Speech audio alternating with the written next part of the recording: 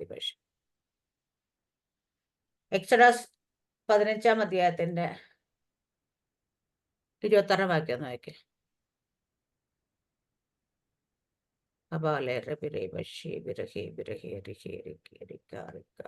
നിന്റെ ദൈവമായ യഹോവയുടെ വാക്ക് നീ ശ്രദ്ധയോടെ കേട്ട് അവന് പ്രസാദമുള്ളത് ചെയ്യുകയും അവന്റെ കൽപ്പനകൾ അനുസരിച്ച് അവന്റെ സകല വിധികളും പ്രമാണിക്കുകയും ചെയ്താൽ ഞാൻ മിസ്രയീമ്യർക്ക് വരുത്തിയ വ്യാധികളിൽ ഒന്നും നിനക്ക് വരുത്തുകയില്ല. ഞാൻ നിന്നെ സൗഖ്യമാക്കുന്ന യഹോവയാകുന്നു എന്ന് അരുളിച്ചെയ്തു. മതി. ഞാൻ നിന്നെ സൗഖ്യമാക്കുന്ന യഹോവയാകുന്നു എന്ന് അരുളിച്ചത്. അപ്പൊ നമ്മുടെ ദൈവം ഹല്ലേലൂയ സൗഖ്യദായകനാണ്. നമ്മളെ സൗഖ്യമാക്കുന്ന യഹോവയാണ്. കാരണം നമ്മൾ ഈ ഭൂമിയിൽ ആയിരിക്കുമ്പം നമ്മുടെ ശരീരത്തിൽ ബലഹീനതകൾ വരും, രോഗങ്ങൾ വരും എന്ന് ദൈവത്തിന് അറിയാവുന്നതുകൊണ്ട് തന്നെയാ നമ്മുടെ ദൈവം സൗഖ്യമാക്കുന്ന യഹോവയാകുന്നു. ഹല്ലേലൂയ, ആമീൻ. അടുത്ത 11-ാം വാക്യം ഒന്ന് വായിക്കാവോ? യഹോവേ, ദേവന്മാരിൽ നിനക്ക് തുല്യനാർ, വിശുദ്ധിയിൽ മഹിമയുള്ളവനെ, സ്തുതികളിൽ ഭയങ്കരനെ, അത്ഭുതങ്ങളെ പ്രവർത്തിക്കുന്നവനെ, നിനക്ക് തുല്യനാർ. ആമേ, അത്ഭുതങ്ങൾ പ്രവർത്തിക്കുന്നവനെ നിനക്ക് തുല്യൻ. അപ്പൊ നമ്മുടെ ദൈവം സൗഖ്യദായകൻ മാത്രമല്ല, നമ്മുടെ അത്ഭുതങ്ങൾ പ്രവർത്തിക്കുന്ന ദൈവമാണ്. ഹല്ലേലൂയ, ആമേൻ. അപ്പൊ നമ്മുടെയൊക്കെ ജീവിതത്തിൽ ഹല്ലേലൂയ ആമേ കഴിഞ്ഞ കാലങ്ങളിൽ കർത്താവ് ഒരുപാട് അത്ഭുതങ്ങൾ ദൈവം പ്രവർത്തിച്ചിട്ടുണ്ട്. ഹല്ലേലൂയ. കഴിഞ്ഞ കാലം നമ്മുടെ ജീവിതത്തിൽ ഇത് മാത്രമല്ല, ഈ ബൈബിൾ വായിക്കുമ്പോൾ നമുക്ക് ബൈബിളിൽ ഒരുപാട് അത്ഭുതങ്ങൾ നമ്മൾ കാണാറുണ്ട്. ഹല്ലേലൂയ, ഒരുപാട് അത്ഭുതങ്ങൾ, ഒരുപാട് രോഗസൗഖ്യങ്ങൾ ഇതെല്ലാം കാണാറുണ്ട്. ഹല്ലേലൂയ, ആമേ. അത് അവിടെ കൊണ്ട് തീർന്നില്ല. ആമേ, നമ്മൾ പുതിയ നിയമം കർത്താവ് യേശുക്രിസ്തുവിന്റെ കാലത്തിന് ശേഷം ഇപ്പൊ 2024 വർഷമായിട്ട് നമ്മൾ ഈ ബൈബിളിലൂടെ കേട്ടിട്ട് മാത്രമല്ല, ലോകത്തിൽ സംഭവിച്ചുകൊണ്ടിരിക്കുന്ന അത്ഭുതങ്ങൾ സംഭവിച്ചുള്ള രോഗസൗഖ്യങ്ങൾ അത് ഇന്ന് നിന്നു പോയിട്ടില്ല. അത് ഇന്ന് നമ്മുടെ ഇടയിലും അത് പ്രവർത്തിച്ചുകൊണ്ടേയിരിക്കുന്നത്. കാരണം ഇന്നലെ പ്രവർത്തിച്ച എന്റെ ദൈവത്തിന് ഇന്നും പ്രവർത്തിക്കാൻ കഴിയും, ഇനി നാളെയും പ്രവർത്തിക്കാൻ കഴിയും. ഇന്നലെയും ഇന്നും എന്നും എന്നേക്കും അനന്യനായ എന്റെ സർവശക്തനായ ദൈവം അങ്ങനെ ഓരോരുത്തർ ജീവിതത്തിൽ സൗഖ്യദായകനാണ്, അതുപോലെ അത്ഭുത മന്ത്രിയാണ്.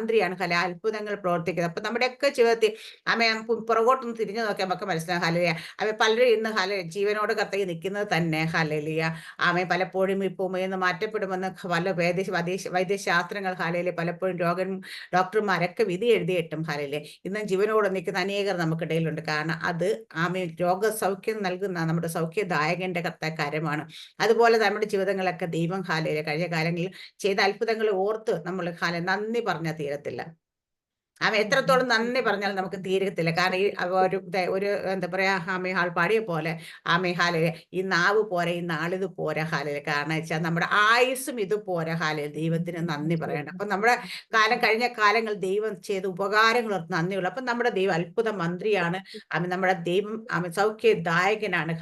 അപ്പൊ നമ്മുടെ ദൈവത്തിന്റെ ആ മിറക്കിൾസ് ഇന്ന് വരെ നിന്ന് പോയിട്ടില്ല. കാരണം ഇന്ന് വരെ നിന്ന് പോയിട്ടില്ല, ഇനി അത് നിൽക്കുകയുമില്ല. കാരണം എന്റെ ദൈവം തുടങ്ങിയതൊന്നും ദൈവം പകുതിക്ക് വെച്ച് അവസാനിപ്പിക്കത്തില്ല. ഞാൻ നിങ്ങളെ സൗഖ്യമാക്കുന്ന യഹോവയാകുന്നു ദൈവമാണ് പറയുക. അതുപോലെ ഞാൻ നിങ്ങൾക്ക് വേണ്ടി അത്ഭുതം ചെയ്യുമെന്ന് പറയുക ദൈവമാണെങ്കിൽ അത് നമ്മുടെ ക്വാളിഫിക്കേഷൻ, നമ്മുടെ കഴിവും, നമ്മുടെ പ്രാർത്ഥനയും, നമ്മുടെ ഉപവാസം ഒന്നും നോക്കിയിട്ടില്ല ദൈവം അത് ചെയ്യുന്ന. ദൈവത്തിന്റെ സ്വഭാവമാണ് അത്. നമുക്ക് വേണ്ടി പ്രവർത്തിക്കുന്ന, നമ്മളോടുള്ള സ്നേഹിക്കുന്ന, നമ്മളുടെ ഞാൻ നിങ്ങളെ ഭർത്താവ് നമ്മളെ സ്നേഹിച്ചിട്ടുള്ളത് നമ്മുടെ ക്വാളിറ്റി നോക്കിയിട്ടാണ് കർത്താവ് നമ്മളെ സ്നേഹിച്ചത് അല്ല.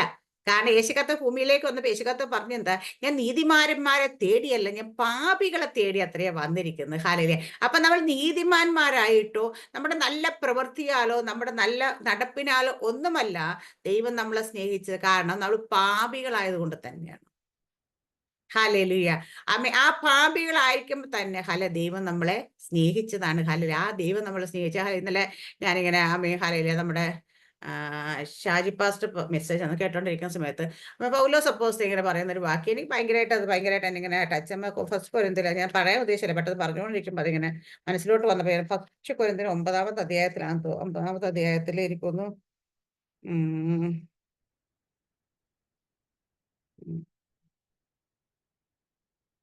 18-ാം വാക്യം 19-ാം വാക്യം എന്ന് വായിച്ചേ. ഫസ്റ്റ് കൊരിന്ത്യർ 9:19. ഇങ്ങനെ ഞാൻ കേവലം സ്വതന്ത്രനെങ്കിലും അധികം പേരെ നേടേണ്ടതിന് ഞാൻ എന്നെ തന്നെ എല്ലാവർക്കും ദാസനാക്കി. അപ്പൊ അവിടെ പറയുന്നത് ഇങ്ങനെ, ഞാൻ കേവലം സ്വതന്ത്രനാണെങ്കിലും അധികം പേരെ നേടേണ്ടത് ഞാൻ എന്നെ തന്നെ എല്ലാവർക്കും ദാസനാക്കി. ഹാലേലിയ. അപ്പം അദ്ദേഹം ശരീരത്തെ അദ്ദേഹത്തിന് ഇഷ്ടങ്ങളെ ആഗ്രഹങ്ങളെയൊക്കെ മാറ്റിയിട്ട് എല്ലാവർക്കും ദാസൻ. സ്വതന്ത്രനാണ്, അഭിഷിക്തനാണ്, എല്ലാമാണ്. അപ്പൊ ദൈവത്തിന്റെ ദാസനാണെങ്കിലും ഇപ്പോഴത്തേക്ക് ഞാൻ എല്ലാവർക്കും എന്നെ തന്നെ ദാസനാക്കിയത്.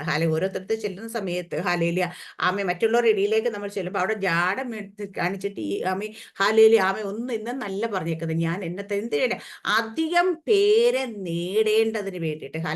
അപ്പൊ നമുക്ക് എല്ലാവർക്കും പൗലോസ് അപ്പോസ്തലൻ കടന്നു പോയ ചില വഴികളുണ്ടായിരുന്നു. ദൈവത്തെ കർത്താവിനെ അറിഞ്ഞതിന് ശേഷം വളരെ സൗകര്യത്തിലും സുഖത്തിലും വലിയ പ്രതാപത്തിലും പേരിലും പെരുമയിലും ഒക്കെ നിന്ന മനുഷ്യനായിരുന്നു പൗലോസ്. ശൗലിന് അധികാരപത്രം വരെ കയ്യിൽ കരുതിക്കൊണ്ട് നടന്ന് അത്രത്തോളം പിടിച്ച് കെട്ടിക്കൊണ്ട് കൊല്ലുവാനും വരെ അധികാരമുണ്ടായിരുന്ന ശൗലിന് ദൈവത്തിന്റെ വഴിയിലേക്ക് വന്നപ്പോൾ ആ ശൗല് കടന്നു പോയിട്ടുള്ള ഓരോ കാലഘട്ടങ്ങളും നമ്മൾ കണ്ടു നോക്കിക്കഴിഞ്ഞാൽ ഉയർച്ചയിൽ നിന്ന് ഉയർച്ചയിലേക്ക് പോയെന്നല്ല പുള്ളി. അദ്ദേഹം താന്ന് എളിമപ്പെടുത്തി തന്നെത്താൻ താഴ്ത്തി എന്നെ ആ മരണത്തോളം താഴ്ത്തി. കർത്താവ് യേശു ക്രിസ്തുവിന്റെ മാതൃകയാണ് അവിടെ പൗലോസ് പിന്തുടർന്നതായിട്ട് നമ്മൾ കാണുന്നത്.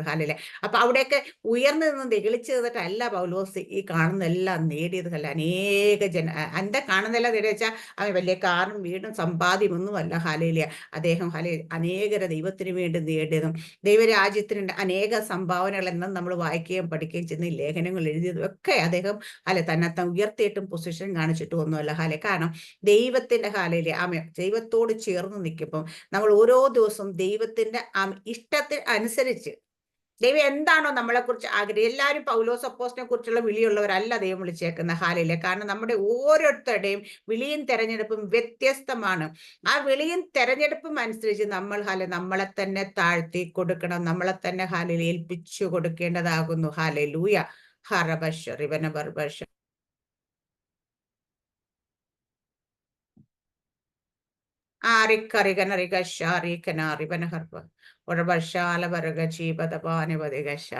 അപ്പം നമ്മളെ ഓരോരുത്തർ നമ്മുടെയൊക്കെ വിളിയും തെരഞ്ഞെടുപ്പും അനുസരിച്ച് നമ്മൾ ദൈവത്തിന് വേണ്ടിയിട്ട് നമ്മൾ എന്താണ് ദൈവം നമ്മളിൽ നിന്ന് ആഗ്രഹിക്കുന്ന അത് നമ്മൾ അത് നമ്മൾ ദൈവത്തിന് മുമ്പിലേക്ക് സമർപ്പിക്കണം. ഇപ്പൊ എന്റെ ജീവിതത്തിൽ വരുന്ന ഒരു പരീക്ഷ കാലഘട്ടങ്ങൾ അല്ലെങ്കിൽ ഒരു ശോധന ഒന്നും ആയിരിക്കത്തില്ല മറ്റൊരാളുടെ ജീവിതത്തിൽ. ചിലപ്പോൾ അതിനെക്കാട്ടി കുറച്ച് കൂടുതലായിരിക്കും, ചിലപ്പോൾ അതിനെക്കാട്ടി കുറച്ച് കുറവായിരിക്കും. എനിക്ക് നമ്മുടെ വിജയ സിസ്റ്ററൊക്കെ സാക്ഷി ഞാൻ ഒരു വിജയ സിസ്റ്റർ അല്ല, വിജയ സിസ്റ്റർ മോൾ ക്രിസ്റ്റി പറയുന്നത് കേട്ടിട്ടുണ്ട്. കുഞ്ഞിന് രോഗം വന്ന കാര്യം അങ്ങനെ ഇവരുടെ സാക്ഷിയൊക്കെ അതിൽ നിന്നൊക്കെ കുഞ്ഞിനെ ദൈവം വിടുവിച്ച കാര്യമൊക്കെ സാക്ഷ്യം. അപ്പൊ എന്തുകൊണ്ടാ അത് അങ്ങനെ സംഭവിച്ചെന്ന് ചോദിച്ചു കഴിഞ്ഞാൽ ആ കുഞ്ഞിനെ കർത്താവ് ഉദരത്തിലായിരിക്കുമ്പോഴേ അവളെ നമ്മൾ കാണുന്ന പൊസിഷനിലല്ല ദൈവം കണ്ടേക്കുന്നത്. ദൈവം അവൾ ആകുമെന്ന് ആക്കുമെന്ന് തന്നെ കണ്ടേക്കുന്നത്. പക്ഷെ എന്നിട്ടും അതിനിടയിൽ അതിന്റെ ചെറുപ്പത്തിൽ ചില രോഗശക്തികൾ അതിനെ പിന്തുടർന്ന് ചില രോഗശക്തികൾ അതിനെ തൊട്ടു. അത് മാതാപിതാക്കന്മാർക്ക് വേദന അല്ലെങ്കിൽ അവര് ദൈവത്തോട് കൂടുതൽ അടുക്കാൻ കാരണം. പക്ഷേ അത് മാത്രമല്ല കാരണം കർത്താവ് അതിലൂടെ കൊണ്ടുപോയതിന്റെ കാരണം കർത്താവ് എപ്പോഴും നമ്മൾ ദൈവത്തെ ഓർക്കുമ്പോൾ ദൈവത്തോട് ചേർന്ന് നിൽക്കുമ്പോൾ ഞാൻ എന്തായിരുന്നു ഡോക്ടേഴ്സ് പറഞ്ഞ എന്നെ കുറിച്ച് എന്തായിരുന്നു എനിക്ക് ഇനി വൈദ്യശാസ്ത്രം എന്നെ രക്ഷിക്കാൻ കഴിയാത്ത അവസ്ഥയിലായിരുന്നിട്ടും എന്റെ ദൈവം എന്നെ വിടുവിച്ചതാണ്. അപ്പൊ ദൈവം എപ്പോഴും ആഗ്രഹിക്കുന്നത് നമ്മൾ അങ്ങനെ ഒരു കാര്യത്തോട് നമ്മൾ കടന്നുപോയി കഴിയുമ്പോൾ ദൈവത്തോട് കൂടുതൽ നമ്മൾ ചേർന്ന് നിൽക്കണം. ദൈവത്തോട് നമ്മൾ എപ്പോഴും നന്ദിയുള്ളവരായിരിക്കണം. ദൈവത്തെ സ്നേഹിക്കണം. ഇത് മാത്രം ദൈവം ആഗ്രഹിക്കുന്നത്. കാരണം അങ്ങനെ നമ്മൾ ദൈവമായിട്ട് കൂടുതൽ അടുത്ത് കഴിയുമ്പോൾ ദൈവത്തിന്റെ ഇഷ്ടങ്ങൾ, ദൈവത്തിന്റെ ആഗ്രഹങ്ങളൊക്കെ നമ്മളോട് പറയാൻ പറ്റത്തുള്ളൂ. ഇരിക്കുന്ന പലരെയും നോക്കി ഞാൻ പറയും ഇന്ന് എപ്പോഴും ദൈവത്തോട് ചേർന്നിരിക്കാനായിട്ട് നമുക്ക് പറ്റുന്നതിന്റെ കാരണം ദൈവത്തെ ശബ്ദം കേൾക്കാനായിട്ട് ആഗ്രഹം നമ്മുടെ ചില കഷ്ടങ്ങൾ തന്നെയാണെന്നേ. നമ്മുടെ ജീവിതത്തിലൂടെ കൂടെ കടന്നു ചില പ്രയാസങ്ങൾ തന്നെയാണ്, നമ്മുടെ ജീവിതത്തിലൂടെ കടന്നു ചില ശോധനകളുടെ അനുഭവങ്ങൾ തന്നെയാണ് നമ്മൾ ദൈവത്തോട് ഇത്രയും പറ്റിയിരിക്കാൻ കാരണം. കാരണം ഞാൻ അവളെ വശീകരിച്ച് മരുഭൂമിയിലേക്ക് കൊണ്ട് ഞാൻ അവളോട് കൃത്യമായി സംസാരിച്ച ഒരു വചനമുണ്ട് നമ്മുടെ പഴയ നിയമത്തിൽ. ദൈവത്തിനറിയാം നമ്മൾ അതിലേക്ക് വശീകരിച്ച് കൊണ്ടുപോയി അവിടേക്ക് എത്തിച്ചാൽ മാത്രമേ ദൈവത്തിന് കൃത്യമായി നമ്മളോട് സംസാരിക്കും. എല്ലാ സൗഭാഗ്യങ്ങളും തന്നു ചോദിക്കുമ്പോൾ എല്ലാ കാര്യങ്ങളും കിട്ടി ഒരു വേദനയില്ല, ഒരു വിഷമോ ഇല്ല, ഒരു പ്രയാസമില്ലെങ്കിൽ എത്ര പേര് ദൈവസന്നിധി കുത്തിയിരുന്ന പോലെ പ്രാർത്ഥിക്കും. ഹല്ലേലൂയ. നമ്മുടെയൊക്കെ ജീവിതത്തിൽ നമ്മുടെയൊക്കെ കുഞ്ഞുങ്ങളൊക്കെ ഒന്ന് നോക്കിക്കേ, അവരോടൊക്കെ പ്രാർത്ഥിക്കാനും ഒക്കെ നമ്മൾ പറയുമ്പം ഹല്ലേലൂയ, അവര് പ്രാർത്ഥനയിലേക്ക് ഹല്ലേലൂയ, അവർക്ക് സ്വയമായി ദൈവസന്നിധിയോട് ചേർന്നിരിക്കണമെന്ന് തോന്നുമ്പോൾ അവരുടെ ഉള്ളങ്ങളിൽ അവർക്ക് ആ ഒരു ആഗ്രഹം തോന്നണമെങ്കിൽ ഹല്ലേലൂയ, എല്ലാ സമൃദ്ധിയും നിൽക്കും കുഞ്ഞുങ്ങളാരും നമ്മൾ പറഞ്ഞാൽ എനിക്ക് തോന്നുന്നില്ല വന്ന് കയറിയിരിക്കുന്നുള്ള കാര്യം. അവർക്ക് ആവശ്യങ്ങൾ വരണം. അവർ വ്യക്തിപരമായി അവർക്ക് ചില ആവശ്യങ്ങൾ മുന്നിലേക്ക് വരുമ്പം അവരുടെ വ്യക്തിമായി അവർക്ക് ചില അച്ചീവ്മെന്റ്സ് അവർക്ക് സ്വന്തമായി നേടാൻ കഴിയാത്ത ചില കാലഘട്ടങ്ങളിലൂടെ കടന്നു പോകുമ്പോൾ അവർ ദൈവത്തിൽ ആശ്രയിക്കാൻ തുടങ്ങുന്നത്. അല്ലെങ്കിൽ എന്താ വെച്ചാൽ ഞാനെന്ന പാവയിലേക്ക് കടന്നു വന്നു കഴിഞ്ഞാൽ അല്ല എനിക്കെല്ലാം കഴിയുമെന്ന് അവർക്ക് തോന്നും. പക്ഷെ ആ കഴിയുന്നത് പോലും ദൈവത്തിന്റെ കൃപയിലാണെന്ന് പലരും മനസ്സിലാക്കുന്നില്ല. നല്ല പഠിക്കുന്ന കുട്ടികൾ, നല്ല മാർക്ക് വാങ്ങുന്നവർ, നല്ലവണ്ണം കഠിനാധ്വാനം ചെയ്യുന്നുണ്ടാവും. പക്ഷേ ഇതെല്ലാം പലരും പറയുന്നത് ഞാൻ അധ്വാനിച്ചെന്ന്. പക്ഷെ ഞാൻ ചോദിക്കും, ദൈവം നമുക്ക് നൽകിയിട്ടുള്ള ഹല്ലേലൂയ നല്ല ബുദ്ധിയുള്ള ഒരു ബ്രെയിൻ ഉള്ളത് കൊണ്ടല്ലേ അവർക്ക് അധ്വാനിച്ചിട്ട് അവർക്ക് അത് ഓർത്തിരിക്കാനും പോയി എക്സാം എഴുതാനും നല്ല മാർക്ക് മേടിക്കും. അത് പലരും ചിന്തിക്കാറില്ല. പക്ഷെ അവർ ഹാർഡ് വർക്ക് ചെയ്ത് അവരവരുടേതായത്. പക്ഷെ ഞാൻ നമ്മുടെ കുഞ്ഞുങ്ങൾ എല്ലാവരും ഹല്ലേലൂയ ആമേൻ എല്ലാവരോടും ഓരോ കാര്യങ്ങൾ ഓരോ നേട്ടങ്ങൾ വരുമ്പോൾ അതിന് ദൈവത്തിന് മഹത്വം കൊടുക്കാനായിട്ട് നമ്മുടെ ജീവിതത്തിൽ വരുന്ന ഓരോ നേട്ടം. അതുപോലെ ശുശ്രൂഷക്കാരായിട്ട് നമ്മൾ ഓരോരുത്തരും നമ്മുടെ ജീവിതത്തിൽ വരുന്ന ഓരോ നേട്ടങ്ങൾ നമ്മൾ പ്രാർത്ഥിക്കുമ്പോൾ ഒരാൾ വിടുതൽ പ്രാപിക്കുകയാണെങ്കിൽ അതിന്റെ മഹത്വം ദൈവത്തിന് തന്നെ കൊടുക്കണം. ദൈവത്തിന് കൊടുക്കണം. കാരണം വെച്ചാൽ നമ്മുടെ ജീവിതത്തിൽ ഒരു കുഞ്ഞിന് ഒരു എക്സാം എഴുതി അത് പാസ് ആയി കഴിഞ്ഞാൽ അല്ലെങ്കിൽ കുറച്ച് മാർക്ക് കൂടുതൽ വാങ്ങിച്ചില്ല, ഫസ്റ്റ് ആയാലും അല്ലെങ്കിൽ എന്താ പൊസിഷനിലേക്ക് എത്തിക്കഴിഞ്ഞാൽ ആ മഹത്വം അവൾക്ക് അവരുടെ പേരൻസിനും ഉള്ളതല്ല. ആ മഹത്വം സർവശക്തന് ദൈവത്തിന് തന്നെ ഉള്ളതാണ്. കാരണം വെച്ചാൽ ഇത് നമ്മുടെ കുഞ്ഞുങ്ങളെ പറഞ്ഞ് പഠിപ്പിക്കണം. ദൈവത്തിന് എല്ലാത്തിനും എന്തിപ്പോ നമ്മളൊരു പുതിയ ഡ്രസ്സ് കിട്ടിയാൽ അമ്മ ആർക്കാ അത് വാങ്ങിത്തന്ന പേർക്കല്ല, നമ്മുടെ ദൈവത്തിന് മഹത്വം. കാരണം അത് വാങ്ങിത്തരാനായിട്ട് അതിനുള്ള സാമ്പത്തികം കൊടുത്തത്. അപ്പൊ ഒരു നേരത്തെ നല്ല ഭക്ഷണം കിട്ടിക്കഴിഞ്ഞാൽ അതിന് മഹത്വം അത് നമ്മൾക്ക് വേണ്ടിയിട്ട് കരുതിയ ദൈവമുണ്ട്. ആ ദൈവത്തിന്റെ കരുതലില്ല നമ്മുടെ ജീവിതത്തിൽ ഒന്നും സംഭവിക്കത്തില്ല. അപ്പൊ പലരും എന്റെ അപ്പന് നല്ല ജോലിയുണ്ട്, എന്റെ അമ്മയ്ക്ക് നല്ല ജോലിയുണ്ട്, അല്ലെങ്കിൽ ഇതുകൊണ്ടാണ് എനിക്ക് കിട്ടിയെന്ന് ഒരിക്കലും അല്ല. നമുക്കത് ലഭിക്കാനായിട്ട് കാരണം ദൈവമാണ്. നമ്മുടെ ദൈവം നമ്മളെ എത്രത്തോളം സ്നേഹിക്കുന്നെന്നും നമ്മുടെ എത്രത്തോളം നമ്മുടെ ദൈവം നമ്മളെ ബഹുമാനിക്കുന്നു, നമ്മുടെ ദൈവം നമുക്ക് എത്രത്തോളം വില തരുന്നു ചില അനുഭവങ്ങൾ നമ്മൾ കടന്നു പോകുമ്പോഴേ മനസ്സിലാകത്തുള്ളൂ. നമ്മൾ മറ്റുള്ളവരുടെ പതനത്തിലെ തകർച്ചയിലെ താഴ്ചയിലോ ഒന്നും നമുക്ക് സന്തോഷം ഉണ്ടാകുന്നവരല്ല. പക്ഷേ ചില ആൾക്കാർ ചില ആൾക്കാരുടെ ജീവിതത്തിൽ സംഭവിച്ചു എന്ന് കേൾക്കുമ്പോൾ നമ്മുടെ ദൈവത്തിന്റെ ആ വലിപ്പത്തെ ഞാനൊന്ന് തിരിച്ചറിഞ്ഞു പോകും. ഹല്ലേലൂയ. കാരണം ഇന്നലെയും എനിക്ക് അങ്ങനെ ഒരു അനുഭവം ഉണ്ടായി. കാരണം എന്താന്ന് വെച്ചാൽ നമ്മളെ നമ്മളെ വേദനിപ്പിക്കുന്നവരാരും ദുഃഖത്തിലേക്ക് പോകണമെന്ന് അങ്ങനെ കേഴ്സിലേക്ക് പോകണമെന്ന് ഒന്നും ചിന്തിക്കുന്ന ആളല്ല ഞാൻ. അങ്ങനെ ഞാൻ ഒരിക്കലും ചിന്തിക്കാറില്ല. ഞാൻ അങ്ങനെ ഒരിക്കലും പ്രാർത്ഥിക്കാറുമില്ല. ഹല്ലേലൂയ. പക്ഷെ ഇന്നലെ എന്റെ ജീവിതത്തിൽ ഒരു വ്യക്തിയോട് കുറച്ച് നാളുകൾക്ക് ശേഷം ഇന്നലെ സംസാരിക്കണേ. അപ്പം പറഞ്ഞ കാര്യം വെച്ചാൽ ഒരു ചെറിയ വിഷയമാണ്. നമ്മുടെ ഒരു കാര്യത്തിൽ അവര് ഒരു ചെറിയൊരു കാര്യം എടുത്ത് പക്ഷെ ഇന്ന് ആ ഒരു സ്ഥാപനം പോലും അവരുടെ കയ്യിൽ ഇല്ല എന്നുള്ളതാണ് ഇന്നലെ ഞാൻ കേട്ടത്. കാരണം വെച്ചാൽ ദൈവം അതുപോലെ അവരുടെ ജീവിതത്തിൽ നിന്ന് അവരുടെ കയ്യിൽ നിന്ന് അതിനെ തന്നെ ക്ലോസ് ചെയ്യിച്ച് കളയും. കാരണം അപ്പൊ നമ്മളിത് 3-4 വർഷമായിട്ട് കമ്മ്യൂണിറ്റി നമ്മളിതൊന്നും അറിയാം, നമ്മളതിനെക്കുറിച്ച് ചിന്തിച്ചിട്ട് പോലും. പക്ഷെ ഇന്നലെ അത് പറയുന്ന കേട്ടപ്പോൾ എൻ്റെ ഉള്ളിൽ ഭയങ്കരമായിട്ട് ഞാനൊന്ന് അടങ്ങി. കാരണം നമ്മുടെ ദൈവം ഓർത്ത് വെച്ച് ചെറിയ ചെറിയ കാര്യങ്ങൾ പോലും ഓർത്ത് വെച്ച് പ്രതികാരം ചെയ്യുന്ന ദൈവം. അത് കാരണം ദൈവത്തിന്റെ മക്കളെ ഏതെങ്കിലും സാഹചര്യത്തിലൂടെ ആരെങ്കിലും പറ്റിക്കുകയോ ചതിക്കുകയോ എന്തെങ്കിലും കാര്യങ്ങൾ ചെയ്യുകയോ ചെയ്തു കഴിഞ്ഞാൽ ദൈവം വേദനിപ്പിക്കുകയോ ഒക്കെ ചെയ്തു കഴിഞ്ഞാൽ ദൈവം അത് മറന്നു പോകുന്ന ദൈവമല്ല നമ്മുടെ ദൈവം. അപ്പൊ നമുക്ക് ആരും ചോദിക്കാനില്ല, നമുക്ക് ആരും പറയാനില്ല, നമുക്ക് വേണ്ടിയിട്ട് ആരും വാദിക്കാനില്ല, നമുക്ക് വേണ്ടി ആരും സഹായിക്കില്ല.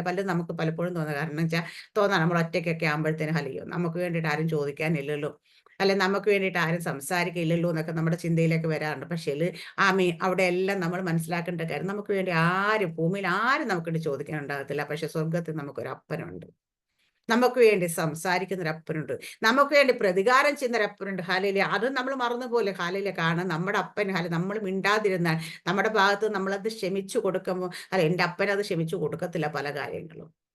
കാരണം അതിന്റെ കാഠിന്യം എത്രത്തോളം അത് എന്ത് ഉദ്ദേശത്തോടെ അവർ ചെയ്തു എന്നുള്ളതൊക്കെ വെച്ച് നോക്കുമ്പോൾ അതിനെല്ലാം കൃത്യമായി അത് തിരിച്ചറിയും, അതിന് പ്രതികാരം ചെയ്ത് നമ്മുടെ അപ്പനാണ്. അപ്പൊ നമുക്ക് ആരുമില്ല എന്നുള്ള തോന്നലുകൾ എല്ലാവരുടെ ഹൃദയത്തിൽ അങ്ങോട്ട് പൊക്കോട്ടെ. ചില കാര്യങ്ങൾ ചില ഇടങ്ങളിലൊക്കെ ശരിയായിരിക്കും. നമുക്ക് ഭൂമിയിൽ ആരും ഉണ്ടായിരിക്കത്തില്ല. ചിലപ്പോൾ നമ്മളെ സഹായിക്കാനുണ്ടാകത്തില്ല, നമുക്ക് വേണ്ടി സംസാരിക്കാനുണ്ടാകത്തില്ല. അപ്പൊ ഞാനിങ്ങനെ ഭയത്തോടുകൂടി പലപ്പോഴും പലരും ദൈവത്തിന്റെ ദാസന്മാരെയും ദൈവത്തിന്റെ ശുശ്രൂഷകരും ദൈവത്തിന്റെ പ്രവൃത്തിയിലൊക്കെ കളിയാക്കുന്ന ഞാൻ കാണാറുണ്ട്. അത് കാണുമ്പോഴൊക്കെ എനിക്ക് പലപ്പോഴും എനിക്ക് ഭയം തോന്നാറുണ്ട്. കാരണം വെച്ച് കഴിഞ്ഞാൽ ഇവർ ചെയ്യുന്ന എന്താന്ന് ഇവർ അറിയുന്നില്ല, അല്ലേ?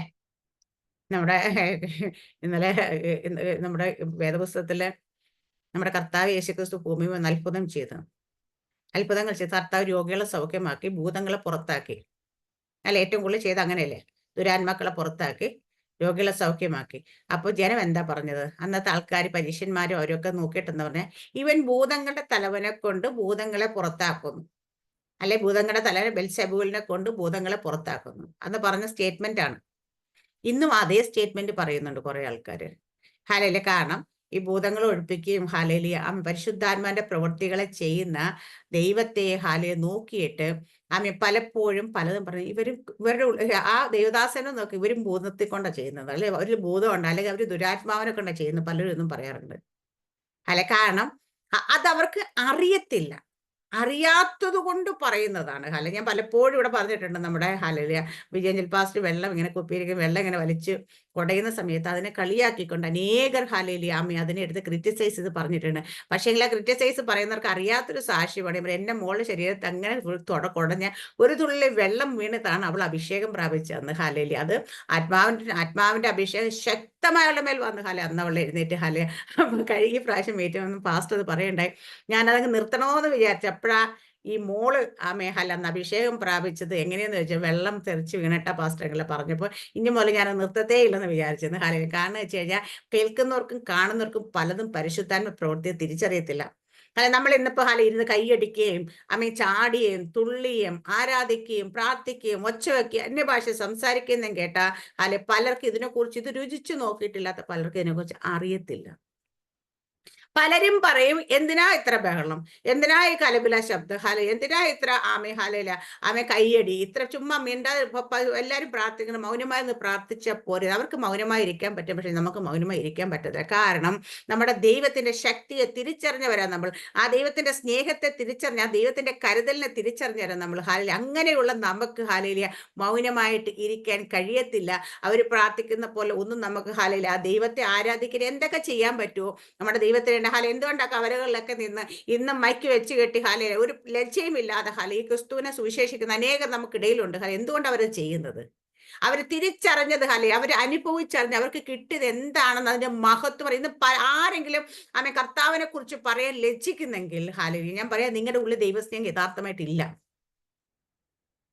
നമ്മുടെ കർത്താവിനെ കുറിച്ച് പറയാൻ കിട്ടുന്ന അവസരങ്ങൾ നമ്മൾ ഉപയോഗിക്കുന്നില്ലെങ്കിൽ നിങ്ങൾക്ക് ദൈവസ്നേഹമില്ല. ഞാൻ കഴിഞ്ഞ ആഴ്ചയിൽ എപ്പോഴോ പറഞ്ഞു, ഒരു ഹോട്ടലിൽ പോയി ഫുഡ് കഴിച്ചാൽ നമ്മൾ 10 പേരോട് പറയും, നല്ല ഫുഡായിരുന്നു കേട്ടോ, അവിടെ നമ്മൾ അവർക്ക് അന്ന് കിടക്കുന്ന ഹാലിലെ നമ്മുടെ ഭാഗത്ത് റേറ്റിംഗ് ഉണ്ട്, അല്ലെങ്കിൽ നമ്മൾ പറയുന്ന ഹാലിലെ പലരെ സജസ്റ്റ് ചെയ്യാറുണ്ട്, ഇന്ന ഫുഡ് ഇന്നടുത്ത് നല്ല കേട്ടെന്ന്. പക്ഷെ ഞാൻ ചിക്കുന്ന രുചി ഏറ്റവും നന്നായി നമ്മൾ രുചിച്ചറിഞ്ഞ കർത്താവിനെ കുറിച്ച് നിങ്ങൾ എത്ര പേരോട് ഇതുവരെ പറയും ഇത് നല്ലതാ, നിങ്ങൾ പോയി കഴിക്കണേ, ഹോട്ടലിൽ പോയി കഴിക്കാൻ, ഫുഡ് കഴിക്കണം പറയുന്ന കണക്ക് നമ്മൾ പറയാറുണ്ട്. ഈ കർത്താവ് നല്ലതാണ്, നിങ്ങളൊന്ന് രുചിച്ച് നോക്കണേ, കർത്താവിന്റെ സ്നേഹത്തിലേക്കൊന്ന് വരണേ, കർത്താവിനെ നിങ്ങൾ അറിയണേ എന്ന് പറയാറുണ്ടോ? ഇത് പറയുന്നില്ലെങ്കിൽ നമുക്കറിയാം, ആ ഹോട്ടലിന് കൊടുക്കുന്ന വില പോലും നമ്മൾ അവിടെ കഴിച്ച ഭക്ഷണത്തിന് കൊടുക്കുന്ന വില പോലും കർത്താവിന് കൊടുക്കുന്നില്ലെന്നാണ്. ഹല്ലേലൂയ. ശനിയാഴ്ച രാവിലെ വന്നിരുന്നിട്ട് വെളുപ്പാൻ കാലത്ത് ഉറക്കം കളഞ്ഞു വന്നിരുന്നത് മിനിസിസ്റ്റർ കുറ്റം പറയുന്നത് കേൾക്കാനാണ് വന്നിരിക്കുന്നത്. ആരും ചിന്തിക്കേണ്ടത് കുറ്റമല്ല കേട്ടോ. കാരണം നമ്മളിതൊക്കെ ദൈവം ആഗ്രഹിക്കുന്നത്. യെശയ്യാ പ്രവാചക പുസ്തകം 53 58 എടുത്തോട്ടെ.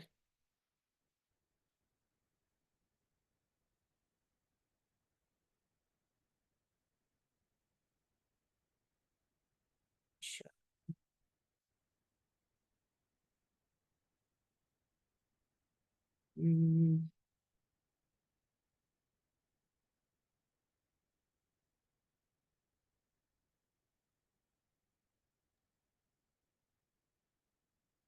അമ്പത്തി 4:5 വായിച്ചേ. സാക്ഷാൽ നമ്മുടെ രോഗങ്ങളെ അവൻ വഹിച്ചു, നമ്മുടെ വേദനകളെ അവൻ ചുമന്നു. നാമോ ദൈവം അവനെ ശിക്ഷിച്ചും അടിച്ചും ദണ്ഡിപ്പിച്ചും ഇരിക്കുന്നു എന്ന് വിചാരിച്ചു. എന്നാൽ അവൻ നമ്മുടെ അതിക്രമങ്ങൾ നിമിത്തം മുറിവേറ്റും നമ്മുടെ അകൃത്യങ്ങൾ നിമിത്തം തകർന്നും ഇരിക്കുന്നു. നമ്മുടെ സമാധാനത്തിനാണ് ശിക്ഷ അവന്റെ മേലായി, അവന്റെ അടിപ്പിണരുകളാൽ നമുക്ക് സൗഖ്യം വന്നുമിരിക്കുന്നു. അവന്റെ അടിപ്പിണരുകളാൽ നമുക്ക് സൗഖ്യം വന്നുമിരിക്കുന്നു. ഇവിടെ 4-ാം വാക്യം, സാക്ഷാൽ നമ്മുടെ രോഗങ്ങളെ അവൻ വഹിച്ചു, നമ്മുടെ വേദനകളെ ചുമന്നു. ഹല്ലേലൂയ. അപ്പം നമ്മുടെ കർത്താവ് യേശുക്രിസ്തു നമ്മുടെ രോഗങ്ങളെ വഹിച്ച് നമുക്കുള്ള വേദന നമ്മുടെ ശരീരത്തിൽ അനുഭവിക്കുന്നതിനെ കുറിച്ച് തന്നെ ഇവിടെ പറഞ്ഞേക്കുന്നത്. ഹാലെ, ആ വേദനകളെ ചുമന്നു. ഹാലെ, അടുത്ത് പറയുന്നേ, നാമോ ദൈവം അവനെ ശിക്ഷിച്ചും ദണ്ഡിപ്പിച്ചും ഇരിക്കുമെന്ന് വിചാരിച്ചു. അത് കണ്ടു നിന്ന പലർക്കും ഹല്ലേലൂയ ആമേൻ ഹല്ലേലൂയ തോന്നിയത് എന്താ വെച്ചാൽ കർത്താവ് യേശു ക്രൂശിൽ കിടക്കുന്ന ഈ പീഡകളൊക്കെ ഇങ്ങനെ കണ്ടപ്പോൾ പലരും പറഞ്ഞു ഹല്ലേലൂയ ദൈവം അവനെ ശിക്ഷിപ്പിച്ചും ദണ്ഡിപ്പിച്ചൊക്കെ. ഇന്നും ഇതുപോലെ തന്നെ നമ്മൾ ചില ഭാരങ്ങളിലൂടെ പ്രയാസങ്ങളിലൂടെ രോഗങ്ങളിലൂടെ കടന്നു പോകുമ്പോൾ പലരും നമ്മളെ നോക്കി പറയും എന്തോ കുഴപ്പമുണ്ട് കേട്ടോ, ദൈവത്തിന്റെ അടിയിട്ടേ കേട്ടോ, അല്ലെങ്കിൽ ദൈവം ശിക്ഷിച്ചിരിക്കുക എന്ന് പറയും. ഹല്ലേലൂയ.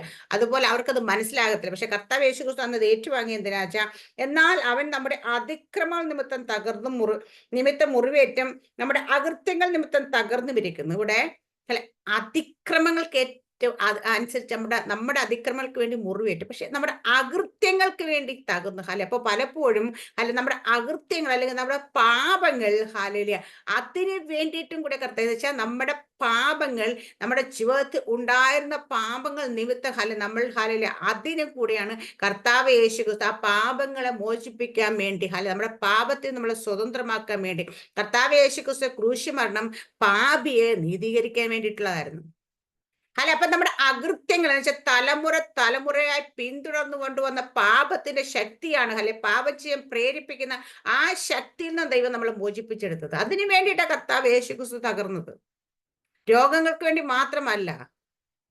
ഹാലേലൂയ. അപ്പൊ അതുകൊണ്ടാണ് നമ്മൾ പറഞ്ഞ കർത്താവ് യേശു ക്രിസ്തു രക്തം സകല രോഗത്തെയും സകല ശാപത്തെയും ഹാലേലൂയ സകല പാപത്തെയും അത് പോക്കുന്നു. ഹാലേലൂയ. നമ്മുടെ ജീവിതത്തിൽ എന്തൊക്കെ ഉണ്ടായതെങ്കിൽ അതിനെല്ലാം ശുദ്ധീകരിക്കാൻ കഴിയുന്ന ദൈവത്തിന്റെ കർത്താവ് യേശു ക്രിസ്തു ശരീരത്തിൽ അത് വഹിച്ചത് അട്ടിപ്പിണരായി സൗഖ്യം വന്നിരിക്കുന്ന നമ്മുടെ ശരീര സൗഖ്യത്തെ മാത്രമല്ല അത് വന്നേക്കുന്നത്, നമ്മുടെ ജീവിതത്തിൽ തന്ന സകല അകൃത്യങ്ങളെ അവൻ മോചിപ്പിച്ചു.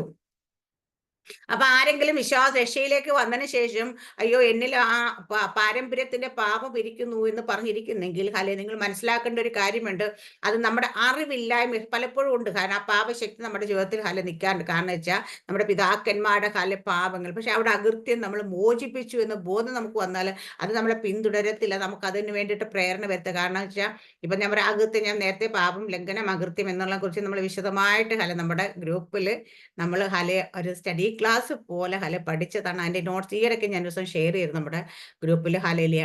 അതിനകത്ത് പാപം ലംഘനം അകൃത്യം ഇത് മൂന്നും ഒന്നല്ല, ഇത് മൂന്നും മൂന്നാണ്. ഇതിനെക്കുറിച്ച് നമ്മൾ വ്യക്തമായി അറിയണം. പാപം എന്ന് വെച്ചാൽ നമ്മൾ അറിഞ്ഞോ അറിയാതെ നമ്മുടെ ജീവിതത്തിൽ സംഭവിക്കുന്ന തെറ്റുകൾ അല്ലെങ്കിൽ ഹല്ലേലൂയ അതിനെയാണ് പാപം എന്ന് പറയുന്നത്. പക്ഷേ ലംഘനം എന്ന് പറയുന്നത് ഒരു കാര്യം തെറ്റാണ് എന്ന് അറിഞ്ഞുകൊണ്ട് നമ്മൾ അത് ചെയ്യുമ്പോൾ അത് ലംഘിക്കുമ്പോൾ അത് മനഃപൂർവ്വമായി ചെയ്യുന്ന കാര്യങ്ങളാണ് ലംഘനം എന്ന് പറയുന്നതെങ്കിൽ, അകൃത്യം എന്ന് പറയുമ്പോൾ നമ്മുടെ പിതാക്കന്മാരുടെ കാലത്ത് അവരുടെ ജീവിതത്തിൽ ഉണ്ടായിരുന്ന ചില പാപങ്ങൾ തലമുറയായിട്ട് ചില പാപം അത് നമ്മുടെ ജീവിതത്തിൽ പിന്തുടരുന്ന കൈമാറ്റം ചെയ്തു വരുന്നത്. കാരണം അപ്പൂപ്പൻ കള്ളൂടിയനാണെങ്കിൽ അപ്പനും കള്ളൂടിയൻ മകൻ കള്ളൂടിയനായി മാറാറുണ്ട്. ഹാലേലിയ. അതുപോലെ ചില പാപ സ്വഭാവങ്ങളുണ്ട്. മോഷ്ടിക്കും കള്ളന്മാരുടെയൊക്കെ മക്കളെയൊക്കെ മിക്കവാറും അവരെത്രയൊക്കെ നല്ലതെന്ന് പറഞ്ഞാൽ കുറച്ച് കഴിയുമ്പോൾ കള്ളന്മാരായി മാറുന്ന കാണാറുണ്ട്. അങ്ങനെ ഓരോ കാര്യങ്ങൾ അവരെന്തൊക്കെയാ അങ്ങനെ പല നമുക്ക് പറയാൻ പറ്റും. ഈ പല ദുസ്വഭാവങ്ങളും അത് പിന്തുടർച്ചയായിട്ട് വരാറുണ്ട്. അതെന്ന് വെച്ചാൽ ഇവരെത്രയൊക്കെ ആഗ്രഹിച്ചാൽ ഇപ്പൊ കള്ളൂടിയന്മാരെ പലരും നമുക്ക് നോക്കാൻ മനസ്സിലാകും. രാവിലെ ആകുമ്പോൾ വീട്ടിൽ നിന്ന് പറയും ഇനി ഞാൻ കുടിക്കത്തതേ ഇല്ല, ഇന്ന് മുതൽ ഞാൻ ഡീസൻ്റാ, അതുകൊണ്ട് ഇന്ന് വൈകുന്നേരം ഞാൻ നേരത്തെ വരും, കള്ളു കുടിക്കത്തില്ല എന്നൊക്കെ പറഞ്ഞു പോകും. പക്ഷെ വൈകുന്നേരം വരുമ്പോൾ അവർ 4 കാലിലായിരിക്കും വരുന്നത്. കാരണം എന്ന് വെച്ച് കഴിഞ്ഞാൽ അവരെ ആ സമയമാകുമ്പോൾ ആരോ എത്ര വേണ്ടാന്ന് വിചാരിച്ചാലും വലിച്ചുകൊണ്ട് പോയി അവരെ കൊണ്ടുപോയി. ഇന്ന് ഞാൻ പറയാം അതുപോലൊരു പാപമാണ് ഇന്ന് കുഞ്ഞുങ്ങളുടെ നമ്മുടെ എല്ലാവരുടെയും ജീവിതത്തിൽ ഇങ്ങനെ കാർന്നു നിന്ന സാധനമുണ്ട് മൊബൈൽ എന്ന് പറയുന്നത്. എത്ര വേണ്ടാന്ന് വെച്ചാൽ ഈ സാധനം മാറ്റി വെച്ചാലും ഇത് അറിയാണ്ട് വന്ന് നമ്മുടെ ദേഹത്തോട്ട് കയ്യിലേക്ക് കയറും. അത് കയറി കഴിഞ്ഞാൽ അതെടുത്ത് വെച്ചുകൊണ്ട് തോണ്ടിക്കൊണ്ടിരിക്കുകയെന്ന് വെച്ചാൽ അതിൽ ഇത്രയൊക്കെ അതിൽ കുഞ്ഞുങ്ങളെ നമ്മുടെ കുഞ്ഞുങ്ങളെയൊക്കെ ഇപ്പൊ നോക്കിക്കഴിഞ്ഞാൽ ഗെയിമിന് അഡിക്റ്റ് ആകുന്ന വെച്ചാൽ അവരുടെ ഉള്ളിൽ ആഗ്രഹമുണ്ട് അത് വേണ്ട, കളിക്കണ്ട, അല്ലെ കാണണ്ട എന്ന് വിചാരിച്ചാലും അല്ല കാർട്ടൂണൊക്കെ പലരുടെ ഉള്ളിൽ കാണും, കുഞ്ഞുങ്ങൾക്ക് കാണുമ്പോൾ വഴക്ക് പറയുമ്പോൾ ഇനി ഇത് കാണണ്ട കേട്ടോ, നമുക്ക് അത്രയും സമയം കളയണ്ട. പക്ഷേ അറിയാണ്ട് അവരെ അതിലേക്ക് വലിച്ചു കൊണ്ടുപോകുന്ന ഒരു ആന്തരിക ശക്തിയുണ്ട് പാപം ചെയ്യാൻ പ്രേരിപ്പിക്കുന്നത്. അതാണ് അകൃത്യം എന്ന് പറയുന്നത്. പിന്തുടർച്ചയായി വന്ന് ഓടുന്ന ചില കാര്യങ്ങൾ നമ്മൾ എന്തൊക്കെ സ്വഭാവം ദൂഷ്യങ്ങളുണ്ട് അതൊക്കെ നമ്മുടെ മക്കളും കാണാൻ പറ്റുമെങ്കിൽ അതാണ് അകൃത്യം എന്ന് പറയുന്നത്.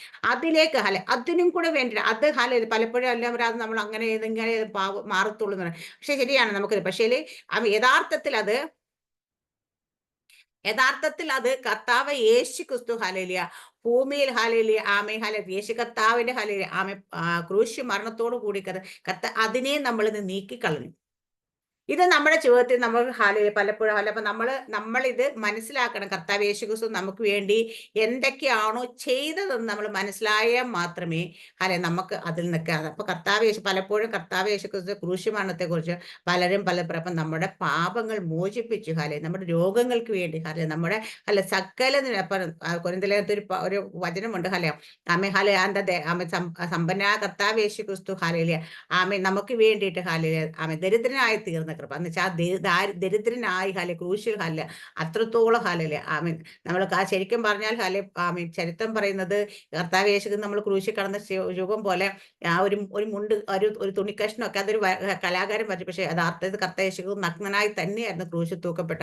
അപ്പൊ എന്ന് വെച്ചാൽ അത്രയും ദരിദ്രനായി തീർന്ന് അല്ലെ നഗ്നനായി തീർന്ന് എല്ലാം ചെയ്തെന്ന് വെച്ചാൽ എന്തിനു വേണ്ടി നമ്മൾ സമ്പന്നരാകാൻ വേണ്ടി നമ്മൾ ആമേ എന്താ മാന്യത ഉള്ളവരാകാൻ വേണ്ടിയൊക്കെ അത്രത്തോളം നിന്നെ അനുഭവിച്ച് അത്രത്തോളം കഷ്ടം അനുഭവിച്ച് ആമേ കർത്താവ് യേശു ക്രിസ്തു ആമേ കാൽവരി ക്രൂശിൽ ഓരോ കാര്യങ്ങൾ നമ്മൾ എടുത്തിരുന്നത്. പക്ഷെ കർത്താവ് യേശു ക്രിസ്തു കാൽവരി ക്രൂശിൽ മാത്രമല്ല സ്വന്തം ജീവിതത്തിലാണ്. നമ്മൾ ഒരു യോഹന്നാന്റെ ലേഖനത്തിൽ ഒരു അധ്യായം എടുക്കുക. അതിനകത്ത് തന്നെ പറയുന്നുണ്ട് ആമേ അതിനകത്ത് യേശു കർത്താവിനെ അപമാനിക്കുക, നിന്നിൽ ഭൂതമുണ്ടെന്ന് പറയുന്നുണ്ട്. നീ ആമേ വേശ്യാപുത്രനാന്ന് പറയുന്നുണ്ട്, നീ ആമേ കള്ളനാന്ന് പറയുന്നുണ്ട്. അമ്മ ഇങ്ങനെ ഓരോ ആൾക്കാരെ അന്ന് അവിടെ നിന്ന ആൾക്കാരെ ഓരോരുത്തരും കർത്താവ് യേശു ക്രിസ്തുവിന്റെ ജീവിത അവിടെ ആയിരിക്കുന്ന ശുശ്രൂഷ കാലഘട്ടത്തിൽ പലതും പറഞ്ഞ് അപമാനിക്കുകയും നിന്ദിക്കുകയും ചെയ്തിട്ടുണ്ട്. കല്ലെറിയാൻ പോയി, തള്ളിക്കൊണ്ട് പുറത്തു കൊണ്ട് കളയാൻ പോയി, കൊല്ലാൻ നോക്കി അങ്ങനെ പലതും നമ്മുടെ പീഡാസകനും ക്രൂശുമരണവും അല്ല ജീവിതത്തിൽ പല മേഖലയിലും ആമേൻ കർത്താവ് യേശു അപമാനത്തിലൂടെ നിന്ദയിലൂടെ മുഖത്ത് നോക്കി പറഞ്ഞിട്ടുണ്ട്. നീ വേശ്യാപുത്രനാന്ന് വരെ വിളിച്ചിട്ടുണ്ട്. അപ്പൊ നമ്മുടെയൊക്കെ ജീവിതത്തിൽ ഇങ്ങനെയൊക്കെ ചെറിയ ചെറിയ കാര്യങ്ങളുണ്ടാവും. നമ്മൾ എത്രത്തോളം അപമാനം അയ്യോ നിന്ദയാണ്, പരിഹാസമാണ്, എന്നെ അങ്ങനെ പറയുന്നു ഇങ്ങനെ പറയുന്നു, ഇതൊക്കെ എന്തിനാ കർത്താവെ ഞാൻ സഹിക്കേണ്ടി വന്ന് ചോദിക്കും.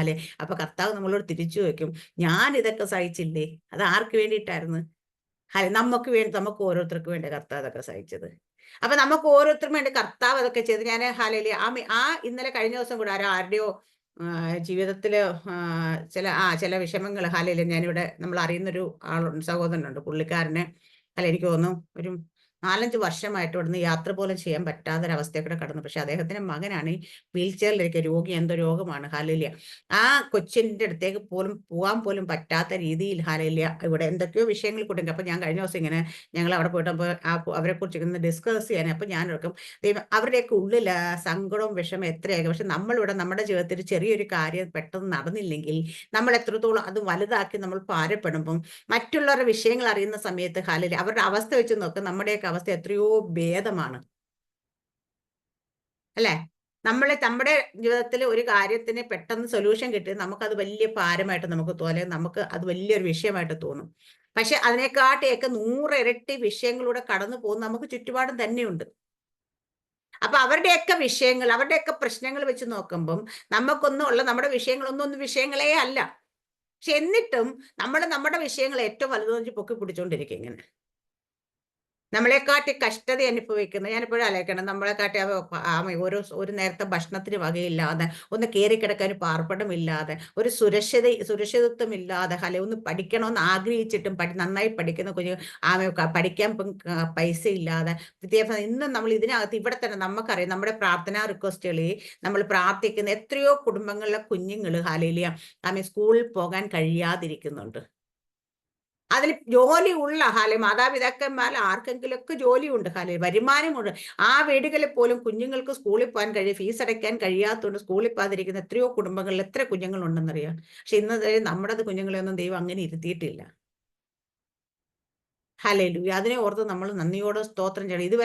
ഇതുവരെ അങ്ങനെ കർത്താവ് ഇരുത്തിയിട്ടില്ല. ഫീസ് കൊടുക്കാൻ കഴിയാത്തതുകൊണ്ട് വീട്ടിലാകപ്പെട്ടു എന്ന് പറയുന്നത്. അതുപോലെ എത്രയോ ആൾക്കാർ അങ്ങനെ പല ഭാരങ്ങളും ഞാൻ പലപ്പോഴും കേട്ടിട്ടുണ്ട്. പലരും എന്നോട് പറഞ്ഞിട്ടുണ്ട്, കുഞ്ഞുങ്ങളുടെ ഫുഡ് മോരേറിയും ചോറും എത്ര നാളെ ദിവസം ഇതിന് കൊടുക്കുന്ന നല്ല ജോലിയുള്ളവരും അതുപോലെ നമ്മൾ ആ കുടുംബത്തിലൊക്കെ ഒരാൾക്ക് ജോലിയുണ്ട്. അങ്ങനെയുള്ള ആൾക്കാർ എന്നോട് പറയുമ്പോൾ ഞാൻ കർത്താവേ ഒരു ജോലിയും ഇല്ലാതെ നമ്മുടെ വീട്ടിൽ ഇന്ന് വരെ ദൈവം നടത്താൻ തുടങ്ങിയ ഇന്നുവരെ നോൺ വെജ് ഇല്ലാതെ ഫുഡ് കഴിക്കേണ്ടി വന്നിട്ടില്ല.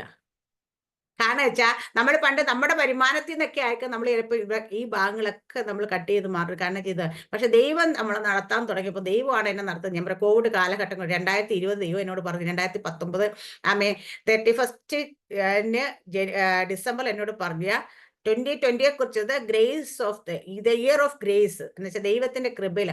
അന്ന് തുടങ്ങിയപ്പോൾ ദൈവമാണ് നമ്മൾ നടത്തുക. കോവിഡ് കാലത്ത് ആർക്കും മീൻ കിട്ടാതൊക്കെ ഇരിക്കും. ഇവിടെ എല്ലാം ഫിഷ് മാർക്കറ്റ് അടഞ്ഞു കിടന്നപ്പോഴും എനിക്ക് വലിയ മീൻ ഹലല മുമ്മൽക്കോവിനെ നിന്ന് ഹലല അതിൻ്റെ അടുത്ത് ആൾക്കാർ വാങ്ങിച്ചു കൊണ്ട് തന്നിട്ടുണ്ട് ഹലല. കാരണം വെച്ച് കഴിഞ്ഞാൽ അന്ന് തുടങ്ങി ഞാൻ പറയാണ്, ഇന്ന് വരെ നമ്മളിവിടെ ഹലല എന്തെങ്കിലുമൊക്കെ ഒന്ന് തീർന്നു തോന്നുമ്പോൾ ആ സാധനം ഇവിടെ എത്താറുണ്ട് എവിടെ നിന്നെങ്കിലും. അതിപ്പോ മീനാണെങ്കിൽ മീനെ അല്ലെ മറ്റെന്ത് സാധനമാണെങ്കിൽ ഇവിടെ എത്താറുണ്ട് ഹലെ, അവിടെ എത്തുന്നുണ്ട്. അപ്പൊ ഞാനല്ലേ കർത്താവ് നമ്മളെ നടത്തുമ്പം ഹലേലിയ ആമേ, അതുപോലെ കർത്താവ് നമ്മളെപ്പോഴും പറയും, കർത്താവ് നമ്മളെ അനുഗ്രഹിക്കുമ്പോൾ തൻ്റെ മഹത്വത്തിനും ധനത്തിനും ഒത്തവണ്ണ കർത്താവ് തരുന്നത്.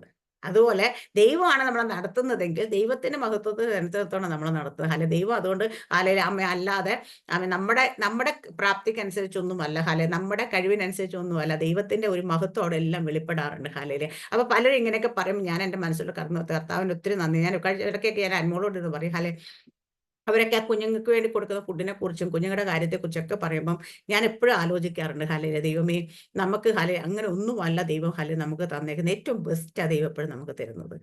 ഏറ്റവും ബെസ്റ്റ് നമുക്ക് ദൈവം തരാം. ഫുഡാണെങ്കിലും ഹലുവാക്കി എല്ലാ കാര്യങ്ങളൊക്കെ ഏറ്റവും ബെസ്റ്റ് ദൈവം നമുക്ക് പ്രൊവൈഡ്. എന്നാൽ ചില കാര്യങ്ങൾ ചില വിഷയങ്ങളിലൊക്കെ നമുക്ക് ബുദ്ധിമുട്ടുണ്ടോ, ചില കാര്യങ്ങളൊക്കെ ഭാരമുണ്ടോ വെച്ചാൽ അതോടുണ്ട്. പക്ഷെ ഞാൻ എപ്പോഴും പറയും, ആ ഭാരം എന്തുകൊണ്ട് അവിടെ ഇരിക്കുന്നത് വെച്ചാൽ അത് ശരിക്കും നമ്മളെ ഹലയിൽ വിഴുങ്ങുന്ന ഭാരമൊന്നും അല്ലെന്നേ, തളർത്തി കളയുന്ന ഭാരമൊന്നും, അത് ദൈവത്തിന് സോൾവ് ചെയ്യാൻ പറ്റുന്ന കാര്യം. അതുകൊണ്ടാണ് ദൈവം അതവിടെ വെച്ചേക്കുന്നത്.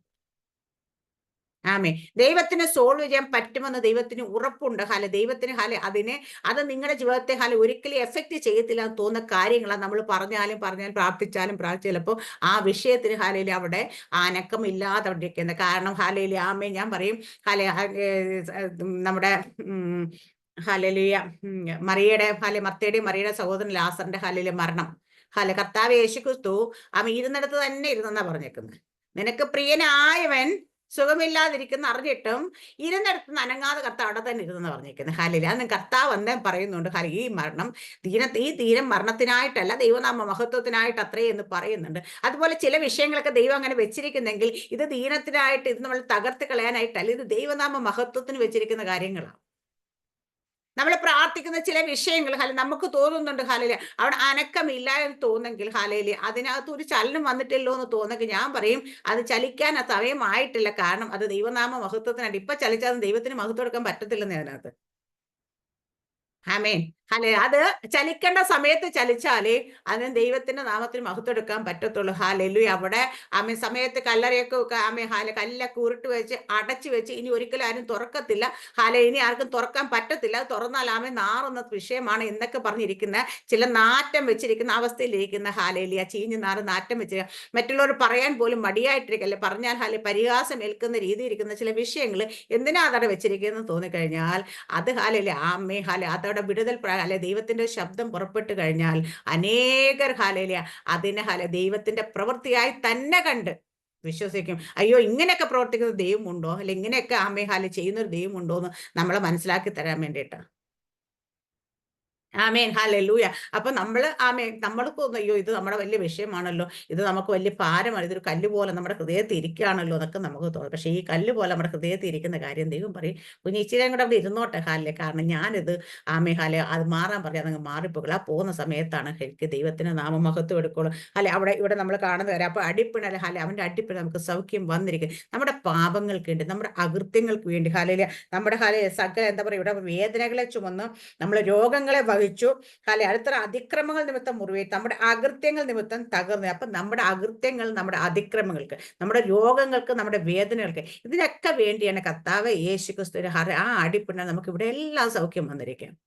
കർത്താവേറ്റ ഓരോ അടിപ്പിണരും ഓരോ ശരീരത്തിൽ വീണ ഓരോ മുറിപ്പാടുകളും അതെല്ലാം നമ്മുടെ ജീവിതത്തിൽ അത് എല്ലാത്തിൽ നിന്നും മോചനത്തിന് വേണ്ടിയിട്ടാണ്. അപ്പൊ നമുക്ക് രോഗം മാത്രമല്ല അവിടെ അകൃത്യങ്ങളും അതിക്രമങ്ങളും എല്ലാം നമ്മളോട് ക്ഷമിച്ചു അതിനെല്ലാം വേണ്ടി പരിഹാരം ചെയ്ത് കർത്താവ് നമ്മളെ സൗഖ്യമാക്കിയിരിക്കുന്നത്. അതെവിടെ നമ്മൾ കാണാം? മത്തായിയുടെ സുവിശേഷം 8-ാം അധ്യായം 16-17 വാക്യം നോക്കാം.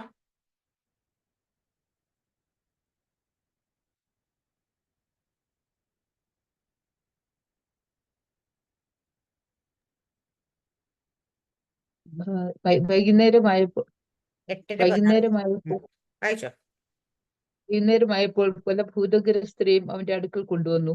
ഉം, അവൻ വചനം കൊണ്ട് ദുരാത്മാക്കളെ പുറത്താക്കി ഉം, സകല ദീനക്കാർക്കും സൗഖ്യം വരുത്തി. ഉം. അവൻ നമ്മുടെ ബലഹീനതകളെ എടുത്തു വ്യാധികളെ ചുമന്നു എന്ന് യെശയ്യാപ്രവാചകൻ പറഞ്ഞത് നിവൃത്തിയാകുവാൻ തന്നെ. ആമേ. ആ വചനത്തിന്റെ നിവൃത്തിയാണ് ഇവിടെ നടന്നത്. ഹല്ലേലൂയ. നമ്മള് യെശയ്യാ പ്രവാചന പുസ്തകം വായിച്ച എന്റെ വചനത്തെ, അതായത് വൈകുന്നേരം ആയപ്പോൾ പല ഭൂതഗ്രസ്തന്മാരെ അവന്റെ അടുക്കൽ കൊണ്ടുവന്നു. അവൻ വാക്കുകൊണ്ട് ദുരാത്മാക്കളെ പുറത്താക്കി സകല ദീനക്കാർക്കും സൗഖ്യം വരുത്തി. ഹല്ലേലൂയ. മത്തായിയുടെ സുവിശേഷം 8-ാം അധ്യായത്തിന്റെ 16-17 വാക്യങ്ങൾ. ഇവിടെ ഇവിടെ പറയുന്നത് അവൻ വാക്കുകൊണ്ട് ദുരാത്മാക്കളെ പുറത്താക്കി. Out in the mighty name of, അല്ലെങ്കിൽ പോയി യേശുവിനകത്ത് വിട്ടുമാറാൻ പറഞ്ഞ പൊക്കണം. പിന്നെ അവിടെ നിർത്തി ഇന്റർവ്യൂ ഒന്നും ചെയ്യേണ്ട ആവശ്യമൊന്നുമില്ല. വെറുതെ അവിടെ അവരെ പിന്നെ വീട്ടിൽ എന്താ പറയാ, എല്ലാം അരിയാട്ടം നിനക്ക് തലയിൽ പിടിച്ചിട്ട് കറക്കേണ്ട കാര്യമില്ല. ഞാൻ പറയുന്ന കാര്യം വെച്ചാൽ ഞാൻ പലപ്പോഴും ഇതൊക്കെ കാണുമ്പോൾ ചിരിക്കാറ്. ചിലപ്പോഴൊക്കെ ഞാൻ ഇങ്ങനെ പറയണ്ടേ, അതിൻ്റെയൊക്കെ അതൊക്കെ കുറേയൊക്കെ ആൾക്കാർ നമ്മുടെ മലയാളികളെ പാസ്റ്റർമാരുടെ കുറേയൊക്കെ അഭ്യാസങ്ങളൊക്കെ കുറേ ഉണ്ട്. കുറച്ച് ട്രിക്ക് എന്ന് വെച്ചാൽ ഇത് 10 പേര് ശ്രദ്ധിക്കണം. ഇത് 10 പേര്. പക്ഷെ ഞാൻ പറയുന്ന ഒരു ഭൂതമുള്ള ഒരു ദുരാത്മാവുള്ളത് അവരോട് നമ്മൾ അടുത്ത് നിന്നുകൊണ്ട് ഒരു വാക്ക് യേശുവിന്റെ നാത്ത് വിട്ടുമാറാൻ പറയും, അതങ്ങ് പൊക്കോളും. അതവിടെ പിന്നെ ഇരിക്കത്തൊന്നുമില്ല. നമ്മളൊക്കെ സഭയിലൊക്കെ ചെന്ന് നിൽക്കുന്ന സമയത്ത് ഞാൻ പറഞ്ഞിട്ടുണ്ട് നേരത്തെ, എൻ്റെ അടുത്ത് ആരാധിച്ചുകൊണ്ട് നിൽക്കുന്ന പലരും ഭൂതമുള്ളത് തിരിച്ചറിഞ്ഞിട്ട് നമ്മൾ അതപ്പം തന്നെ രഹസ്യത്തിലായിരുന്നെങ്കിൽ കൈകാര്യം ചെയ്ത് വിടാറുണ്ട്. കാരണം ഇത് രഹസ്യത്തിൽ കൈകാര്യം ചെയ്യുന്ന സാധനം തന്നെ. കാരണം വെച്ചാൽ ഇത് പരസ്യത്തിലാക്കി മറ്റുള്ളവരുടെ മുമ്പ് പേക്കോലം ആക്കരുത് ആൾക്കാരെ. അത് വീഡിയോയും പിടിച്ച് അത് ഇതിലും എടുത്തിട്ട് പിന്നെ അവർക്ക് മറ്റുള്ളവരുടെ മുഖത്ത് നോക്കാൻ പറ്റാത്ത അവസ്ഥയെ കൂടെ കൊണ്ടുവരുന്നു. ഞാൻ പറയുന്നത് നമ്മുടെ സഭയിലൊക്കെ നന്നായിട്ട് ഇപ്പൊ നമ്മൾ നന്നായിട്ട് ആരാധിക്കുകയും നല്ലോണം നിൽക്കുകയൊക്കെ ചെയ്യുന്ന ഒരു ദിവസം വന്നിട്ട് ഒരു പുതിയൊരു പാസ്റ്റർ അങ്ങോട്ട് വന്നിട്ട് അവരുടെ ദേഹത്ത് ഭൂതം ഉണ്ടെന്ന് എല്ലാവരുടെ മുമ്പ് വെച്ചിട്ട് അവരെ ഇട്ട് ഒന്ന് ഇതാക്കി കഴിഞ്ഞ് എങ്ങനെയുണ്ട് അവരെ കൂടെ ഉള്ളവരൊക്കെ വിചാരിക്കുക, അയ്യോ ഇത്രയും നാൾ ഈ സാധനത്തെ വെച്ചോണ്ടാണോ ഇവരിവിടെ തുള്ളിയതെന്ന് വിചാരിക്കും അല്ലേ. പിന്നെ അവർക്ക് നാണക്കേട, പലർക്കും അത് നാണക്കേടായി മാറും. കാരണം പലരും ആ സഭയിലേക്ക് പിന്നെ കടന്നവരും പണം നമ്മൾ പറയുന്നതൊക്കെ എല്ലാവരും ഇതുണ്ട്. ചിലപ്പോൾ പാസ്റ്റർമാരുടെ വൈഫുമാരിലായിരിക്കും, പാസ്റ്റർമാരുടെ മക്കളിലായിരിക്കും, ഇതൊക്കെയാണ്. പക്ഷേ അവിടെയൊക്കെ അതിനെ വലിയ ഇതായിട്ട് നമ്മൾ എടുത്ത് പുറത്ത് കാണിച്ചാൽ എന്താ സംഭവിക്കുന്നത് വെച്ച് കഴിഞ്ഞാൽ മറ്റുള്ളവർ തോന്നും, അയ്യോ ഇങ്ങനെ പാസ്റ്റർ എടുത്താണോ ഞങ്ങൾ ഇത്ര നാൾ വന്നുകൊണ്ടിരിക്കുന്നത്. സ്വന്തം കുടുംബത്തെ ഈ വഴി ഒഴിപ്പിക്കാൻ പറ്റാത്ത ആൾക്കാണ് നമ്മളെ രക്ഷിക്കാൻ പറ്റുന്നത് ചോദിക്കും. ഇങ്ങനെയൊക്കെ ആൾക്കാർ ചെയ്യുന്നത്. പക്ഷേ പലപ്പോഴും നമ്മൾ വിചാരിക്കണം, മനസ്സിലാക്കേണ്ട കാര്യമുണ്ട്. അപ്പം നമ്മൾ ചിലപ്പോൾ ചില രോഗങ്ങൾ ബലഹീനതൊക്കെ ഇരിക്കും. പക്ഷേ എന്നാൽ നമ്മൾ തന്നിരിക്കുന്ന അഭിഷേകത്തിന് അധികാരത്തിന് മാറ്റമില്ല. നമ്മുടെ ജീവിതത്തിൽ നമ്മൾ വിചാരിക്കും നമ്മൾ പറഞ്ഞാൽ പോകും അത്. കാരണം വെച്ചാൽ നമ്മുടെ മേൽ പറഞ്ഞിരിക്കുന്ന അധികാരമാണ്. പക്ഷെ നമ്മുടെ ശരീരത്തിൽ നമ്മൾ ചില രോഗങ്ങൾ നിൽക്കുന്നെങ്കിൽ അത് ദൈവം നമ്മളുമായിട്ടുള്ള ചില കാര്യങ്ങൾ, ചിലപ്പോൾ ഒരു ശൂലമായിരിക്കും പറയുന്നത്. പക്ഷെ അത് അവർക്ക് രോഗസൗഖ്യം ഇല്ലല്ലോ, പിന്നെങ്ങനെ അവർ നമുക്ക് വേണ്ടി എന്നാരും ചിന്തിക്കരുത്. അവർക്ക് വിടുതലില്ലല്ലോ, പിന്നെങ്ങനെ അവർ നമുക്ക് വേണ്ടി പ്രാർത്ഥിക്കുന്നു? എന്നാൽ വിടുതൽ തന്നെ അത് ചിന്തിക്കരുത്. അവർക്ക് സാമ്പത്തികമായിട്ട് ബുദ്ധിമുട്ടാണല്ലോ, പിന്നെങ്ങനെ നമുക്ക് വേണ്ടി പ്രാർത്ഥിച്ച വിടുതൽ ലഭിക്കുന്നത്? ഇങ്ങനെ ആരും ചിന്തിക്കാൻ പാടില്ല. കാരണം അത് ഇതും നമ്മുടെ ശുശ്രൂഷയും തമ്മിൽ ബന്ധമില്ല. അതുകൊണ്ട് ചിലപ്പം അതിനെ ഒരു ശുശ്രൂഷ, പുതിയൊരു ദൈവദാസൻ നമ്മുടെ ജീവിതത്തിൽ അവിടേക്ക് സഭയിലോ കുടുംബത്തിലോ കടന്നു വരുമ്പോഴായിരിക്കും ചിലപ്പോൾ അതിന് വിടുതൽ സംഭവിക്കുന്നത്. ആ ദൈവദാസനിലൂടെ ആയിരിക്കും നടക്കുന്നത്. അത് ചിലപ്പോൾ അദ്ദേഹത്തിന് വേണ്ടി വിടുവിക്കാൻ വേണ്ടി വെച്ചിരിക്കുന്ന വിഷയമായിരിക്കും. പക്ഷെ അത് കണ്ടുകൊണ്ട് പിന്നെ അദ്ദേഹത്തിന്റെ പിന്നാലോട്ട് ആരും ഓടാൻ നിൽക്കരുത്. പലപ്പോഴും ഇന്ന് ഗസ്റ്റ് പാസ്റ്റർമാരൊക്കെ വിളിക്കുന്ന ചർച്ചുള്ളവർക്കൊക്കെ അറിയാം. ഗസ്റ്റ് പാസ്റ്റർമാരൊക്കെ വന്ന് അവിടെ വലിയ പ്രാർത്ഥിച്ച വിടുതലൊക്കെ സംഭവിച്ചാൽ പിന്നെ അടുത്ത ദിവസം വിശ്വാസികളുടെ വീടുകളിൽ ലെക്ക നിരത്തി അങ്ങോട്ട് വിളിക്കും ഗസ്റ്റ് പാസ്റ്റർ. എന്നിട്ട് വിളിച്ചിട്ട് അപ്പൊ നമ്മുടെ എത്രയും നാൾ കൂട്ടുന്ന പ്രാർത്ഥിച്ച് എത്രയും നാൾക്ക് ഇടുന്ന പാസ്റ്റർക്ക് വലിയ വിലയൊന്നും ഇല്ലാതായി പോകുന്നൊരു സ്ഥിതി ഉണ്ടാവും. അത് ആരും ചെയ്ത്. കാരണം നിങ്ങൾക്ക് തന്നിരിക്കുന്ന ദൈവദാസന്മാർ തന്നെയാണ് നിങ്ങൾക്ക് ഏറ്റവും നന്നായിട്ട് പ്രാർത്ഥിക്കുന്ന. അങ്ങനെ പ്രാർത്ഥിക്കുന്നവരെ കുറിച്ച് ഞാൻ പറയുന്നത്, എല്ലാവരെ കുറിച്ചല്ല, പ്രാർത്ഥിക്കുന്നവരെ. എല്ലാ കുടുംബത്തിലെ ആ സഭയിലെ ആൾക്കാർ ഓർത്തൊക്കെ പ്രാർത്ഥിക്കൊക്കെ നിൽക്കുക. അപ്പൊ ഇവിടെ പറഞ്ഞ ദുരാത്മാക്കളെ വൈകുന്നേരം ആയപ്പോൾ പല അവന്റെ അടുക്കൽ കൊണ്ടുവന്നു. അവൻ വാക്കുകൊണ്ട് ദുരാത്മാക്കളെ അപ്പൊ വാക്കുകൊണ്ട് പുറത്താക്കും ദുരാത്മാക്കളെ. അവിടെ വേറെ പ്രവർത്തി നമ്മൾ യേശു കർത്താവിന്റെ ശുശ്രൂഷയാകട്ടെ, അപ്പോസ്തലന്മാരുടെ ശുശ്രൂഷയാകട്ടെ, ഇതെല്ലാം വേദപുസ്തകം നമുക്ക് കാണിച്ചിരുന്നത് പുറത്ത് പോകാൻ പറഞ്ഞ് അവരങ്ങ് പൊക്കോളും. തിരിച്ചിങ്ങോട്ട് ചോദ്യങ്ങൾ ചോദിച്ച് ആൻസറുകളൊക്കെ പറഞ്ഞ് അവരെ കുറച്ച് ഇന്റർവ്യൂ ചെയ്തിരുന്നത്. പക്ഷെ യേശുക്കാലത്ത് ഒരിടത്ത് മാത്രമേ ചോദിച്ചുള്ളൂ, ഗദ്രദേശ ഭൂതഗ്രഹത്തിനൊക്കെയാണ് നീ ആരാ, നിന്റെ പേരെന്താന്ന് ചോദിച്ചു. ബാക്കി ഒരിടത്ത് പോലും അങ്ങനെ ചോദിച്ചായിട്ട് കാണുന്നില്ല. ദുരാത്മാക്കളെയൊക്കെ പുറത്താക്കാനായിട്ട് അവിടെ അതുകൊണ്ട് അത് എന്തുകൊണ്ട് എഴുതിയിരിക്കുന്നത് വെച്ചാൽ ആ മനുഷ്യന്റെ അവസ്ഥ അത്ര ഭയാനകമാണ്. അത് എന്തുകൊണ്ട് അങ്ങനെ സംഭവിച്ചു നമുക്ക് മനസ്സിലാക്കാൻ വേണ്ടി അതങ്ങ് എഴുതിയേക്കുന്നത്. കാരണം അദ്ദേഹം അതിനെക്കുറിച്ച് കാണുന്ന കല്ലറകൾക്കുള്ളിലായിരുന്നു താമസം, ഇരുമ്പ് ചങ്ങലയൊക്കെ ഹാലെ ഇട്ട് കഴിഞ്ഞാൽ അതെല്ലാം പൊട്ടിച്ച് കളയും, അതൊക്കെ സ്വന്തം കല്ലുകൊണ്ട് സ്വന്തം ശരീരത്തെ. അപ്പൊ അതുപോലെ അവസ്ഥയിൽ ഒരാളെ കാണാൻ നമുക്ക് മനസ്സിലാകും, അത് ഒരു ഭൂതമൊന്നും ആയിരിക്കത്തില്ല ഇരിക്കുന്നത്, നമ്മൾ മനസ്സിലാക്കിക്കോണം. ഹാലയില് അതിനെക്കുറിച്ച് അവിടെ മാത്രം ഒത്തിരി കാര്യങ്ങൾ. അപ്പൊ നമ്മൾ ഓരോന്നിനെയും പുറത്താക്കാനോ ഓരോരുത്തരോട് എല്ലാം ചെയ്യുമ്പോൾ അവരിൽ എത്ര പേര് ഇരിപ്പുണ്ട്, അത് എന്താണെന്നൊക്കെ തിരിച്ചറിഞ്ഞിട്ട് തന്നെ വേണം നമ്മളത് ഹാലയില് അവർക്ക് വേണ്ടി അവരോട് പറയാനും പ്രവർത്തിക്കാനൊക്കെ. അപ്പൊ അതുകൊണ്ട് മാത്രം അവിടെ മാത്രമേ എഴുതി, ബാക്കി ഒരിടത്ത് പോലും നിങ്ങളുടെ മേരിക്കുന്ന ആളുടെ പേരെന്താ, നിങ്ങൾ എവിടുന്നാ വന്ന്, എങ്ങനെയാ വന്ന്, ആരാ അയച്ചത്, എത്ര നാളെ ഇരിക്കാൻ തുടങ്ങിയിട്ട്, എത്ര വർഷമായി എന്നൊന്നും ചോദിച്ചുകൊണ്ടിരിക്കേണ്ട കാര്യമൊന്നുമില്ല. ഹാലയില് അവിടെ ഒന്നും ചോദിക്കേണ്ട, പറഞ്ഞാൽ അല്ലെ ചിലപ്പോൾ പറയുക പോലും വേണ്ട. നമ്മുടെ പൗലോസിന്റെ ഒക്കെ ശുശ്രൂഷ കണ്ട ഒന്ന് നോക്കിയതേ ഉള്ളൂ, പോയി പറയേണ്ടി പോലും വന്നില്ല. അപ്പൊ അതുകൊണ്ട് നമ്മളൊക്കെ ശുശ്രൂഷിക്കാൻ നിൽക്കുന്ന സമയത്ത് ഇതൊക്കെ ഓർത്തു വെച്ചോണം. ഹാല എന്നിട്ട് അത് സകല ദീനക്കാർക്കും സൗഖ്യം വരുത്തി. ഹാലയില് അവിടെ പറയുന്ന യേശു കർത്താവിന്റെ അടുക്കൽ വന്ന് സകല ദീനക്കാരും സൗഖ്യമായി. നമ്മുടെ അടുത്ത് പ്രാർത്ഥിക്കാൻ വരുന്ന, നമ്മുടെ സഭകളിലൊക്കെ വരുന്ന ഹാലയില് സകല ദീനക്കാർക്കും സൗഖ്യമാക്കാൻ പറ്റുമോ? പറ്റുമോ? നമ്മുടെ ശരീരത്തിൽ അസുഖം മാറിയിട്ടില്ല. നമ്മുടെ ഇരിക്കുന്ന എല്ലാവരും ഇപ്പോഴും ബലഹീനമായ ശരീരം കൊണ്ട് ഇരിക്കുമ്പോഴാണോ ഇനി വരുന്ന എല്ലാവരെയും അങ്ങ് സൗഖ്യമാക്കാൻ പറ്റുന്നത്? ഞാൻ അങ്ങനെ ശുശ്രൂഷ കണ്ടേക്കുന്നത് TV ജോഷുവ മിനിസ്ട്രിയിൽ മാത്രമേ കണ്ടു. കാരണം അവിടെ വന്നിരിക്കുന്ന ആഹാരാണേലും ഒരു ലിസ്റ്റുമായിട്ട് ആൾക്കാരിങ്ങനെ നിരന്നിരിക്കുന്ന കാണാം, എല്ലാവരും എഴുന്നേറ്റ് നടന്നു പോകുന്നതും കാണും. അതാണ് ശരിക്കും പറഞ്ഞ മിനിസ്ട്രി. ഞാനൊക്കെ എപ്പോഴും ആഗ്രഹിക്കുന്നത് അങ്ങനെ ചെയ്യാനാണ്. കാരണം ദൈവമേ, ഒത്തിരി നാളങ്ങ് ചെയ്യണമെന്ന് ആഗ്രഹമൊന്നുമില്ല, പക്ഷേ എങ്കിൽ ചെയ്യുമ്പോൾ അങ്ങനെ ചെയ്യണമെന്ന് ആഗ്രഹിക്കുന്നതാണ്. അങ്ങനെ ഞാൻ പ്രാർത്ഥിക്കാറുണ്ട് കേട്ടോ. കാരണം വെച്ച് കഴിഞ്ഞാൽ നമ്മളൊരു ഹാലയില് ഞാൻ പ്രാർത്ഥിച്ച ഇന്നതൊക്കെ മാറുക, അല്ലെങ്കിൽ ഇന്ന ആളൊക്കെ മാറിയേക്കും ഹാല. എന്നിട്ട് നമ്മൾ പറയുന്നൊരു എക്സ്ക്യൂസും കൂടെ ഉണ്ട്, എൻ്റെ പ്രാർത്ഥന കുഴപ്പമാണ്, നിങ്ങളെ വിശ്വസിക്കാത്തതിൻ്റെ കുഴപ്പമാണ്. യേശു കർത്താവിനെ എടുക്കുമെന്നെല്ലാം വിശ്വസിച്ചിട്ടാണ് ഇത് സംഭവിച്ചത്. അപ്പോസ്തലന്മാര് പത്രോസ് പോയ സമയത്ത് നിഴല് തട്ടിയെല്ലാം ഇതൊക്കെ എന്താ, അവർ പ്രാർത്ഥിച്ച ഉടനെ അത് കേട്ട ഉടനെ വിശ്വസിച്ച് ആമേൻ പറഞ്ഞിട്ട് ഇതൊക്കെ സംഭവിച്ചു? ഒന്നുമല്ല. നമ്മുടെ മേലേക്ക് അധികാരം നമ്മൾ പറഞ്ഞാൽ അത് ഇറങ്ങി പൊക്കോളും ഹാലേ. പക്ഷെ നമ്മുടെ മേലെ അധികാരം പ്രാപിക്കണമെങ്കിൽ നമ്മൾ അതുപോലെ ഹാലയില് ദൈവസന്നിധിയിൽ നിന്ന് പ്രാപിക്കണം. എന്നാലും മാത്രമേ അധികാരം അങ്ങോട്ട് വെളിപ്പെടുത്തുള്ളൂ ഹാലയില്. വല്ലോടൊക്കെ കറങ്ങി അടിച്ച് നടന്നിട്ട് വന്ന് പോ പിശാചി എന്ന് പറഞ്ഞാലൊന്നും ചിലപ്പോൾ അത് പോകത്തില്ല ഹാലേ. നമ്മൾ അതുപോലെ ദൈവസന്നിധിയിൽ നിന്ന് അതിനെക്കാട്ടി അധികാരം അതിന് നമ്മുടെ മേൽ ഈ ഭൂമിയിൽ നിൽക്കുന്ന എന്താണോ അതിനെ പിടിച്ചു കെട്ടണമെങ്കിൽ നമുക്ക് അതിനെക്കാട്ടി ശക്തി തന്നെ വേണം. ആ ശക്തി പ്രാപിച്ചിട്ട് നമ്മൾ ഇറങ്ങി ചെന്ന് നിന്ന് കഴിഞ്ഞാൽ നമ്മൾ നിന്നാൽ മതി, അതങ്ങ് പൊക്കോളും ഹാലയില്. പക്ഷേ അത് ഈ ദിവസങ്ങളിൽ പ്രാപിക്കാനായിട്ട് ആർക്കും സമയമില്ല. എല്ലാവരും ഭയങ്കര തിരക്കാണ്, എല്ലാവരും ഓടി നടക്കുകയാണ്, ഷെഡ്യൂൾ ചെയ്ത് ഹാലയില്ല, എല്ലാവരും പറന്ന് നടന്ന് ശുശ്രൂഷിക്കുന്ന ആൾക്കാർ. അതുകൊണ്ട് എല്ലാവർക്കും സമയമില്ലാത്തതുകൊണ്ട് എന്നാ സംഭവിക്കാത്തത്. ഞാനതേ പറയത്തുള്ളൂ ഹാലയിലെ. കാരണം വെച്ചാൽ അതൊക്കെ അങ്ങനെ വെളിപ്പെടണമെങ്കിൽ ഹാലയിലെ പ്രാർത്ഥനാ മുറിയിലൊക്കെ കുത്തിയിരുന്ന് പ്രാർത്ഥിച്ചിട്ടൊക്കെ ഇറങ്ങി ചെന്ന് നിന്നാൽ ഇതങ്ങ് വെളിപ്പെടും. അല്ലാതെ നമ്മൾ ഒരു ഫ്ലൈറ്റിൽ കയറി അടുത്ത ഫ്ലൈറ്റിലേക്ക് വന്ന് ഹാലയിലെ അടുത്തടുത്തേക്ക് കയറി ചെന്ന് നിന്നാൽ ചിലപ്പോൾ എവിടെങ്കിലൊക്കെ ഒന്ന് ഹാലയിലെ ചക്ക വീണ് മുയില് എത്തണക്കൊക്കെ എന്തെങ്കിലും സംഭവിക്കുമായിരിക്കും, അത്രേ ഉള്ളൂ ഹാല. അതിനകത്ത് ആരെയും കുറ്റം, ദൈവത്തിന്റെ പരിശുദ്ധാത്മാവിന്റെ പ്രവൃത്തിക്ക് കുറവൊന്നുമില്ല. പക്ഷെ പരിശുദ്ധാത്മാവ് അങ്ങനെ പ്രവർത്തിക്കാൻ പറ്റുന്ന അവൈലബിൾ ആയിട്ടുള്ള ശരീരങ്ങൾ കിട്ടാത്തതുകൊണ്ട് മാത്രമാണ്. ഈ കേട്ടോണ്ടിരിക്കുന്ന ആർക്കെങ്കിലൊക്കെ അങ്ങനെ ആഗ്രഹം തോന്നിയാൽ ദിവസം കുത്തിയിരുന്നോണം പ്രാർത്ഥിച്ച് എനിക്ക് അതുപോലെ ചെയ്യണമെന്ന് പറഞ്ഞ് ആഗ്രഹിച്ചുകൊണ്ട് ആഗ്രഹിക്കുന്ന ഹൃദയങ്ങൾ നിറയ്ക്കുന്ന ദൈവം ഹാലയിലെ. പരിശുദ്ധാത്മാവിനെ നമ്മൾ ഹാലയെ ആഗ്രഹിക്കുന്നു. കർത്താവ് എനിക്ക് അങ്ങനെ ചെയ്യണം ഹാലയില്. നമ്മൾ വിളിച്ച് നമ്മളൊന്ന് പറയുമ്പോൾ തന്നെ ക്യാൻസർ ആണ് പോയേക്കണം അപ്പൊ തന്നെ അത് ഹാലയില്. അതല്ല വേറെ എന്തെങ്കിലും രോഗമാണ്, അത് പോയേക്കണം, പിന്നെ അവിടെ ഇരിക്കാൻ പാടില്ല ഹാലെ. അതുപോലെ ഒരു അവസ്ഥയിലേക്ക് നമ്മൾ വരണമെങ്കിൽ നമ്മൾ അതിനു വേണ്ടി ദൈവസന്നിധിയിൽ ഇരിക്കണം, ആഗ്രഹിക്കണം. ഫസ്റ്റ് ഓഫ് ഓൾ എനിക്ക് ഇങ്ങനെ എനിക്ക് ഭയങ്കര, ഞാൻ പറയാം, എന്നെ ഭയങ്കര അട്രാക്ട് ചെയ്ത് നമ്മൾ ബൈബിൾ വായിക്കുന്നതിനെക്കാട്ടി എത്തുമ്പോൾ ബൈബിളിലേക്ക് എത്തുന്ന മുമ്പ് ഞാൻ ആദ്യം കണ്ട മിനിസ്റ്റർ TV ജോസഫ് മിനിസ്റ്റർ രക്ഷിക്കപ്പെട്ടിട്ടില്ല, അന്ന് സ്നാനപ്പെട്ടിട്ടില്ല. ആ സമയത്ത് ഞാൻ ഓൺലൈനിലൂടെ കണ്ട് എനിക്കൊരു സൗഖ്യം പ്രാപിച്ചു ഓൺലൈനിലൂടെ തന്നെ ഹാലയിലെ. അപ്പൊ അന്ന് എന്റെ മനസ്സിൽ കയറിയ ആഗ്രഹം അത്, കർത്താവെ മിനിസ്റ്റർ ചെയ്യുന്ന എനിക്ക് ഇതുപോലെ ചെയ്യണം ഹാലയിലെ.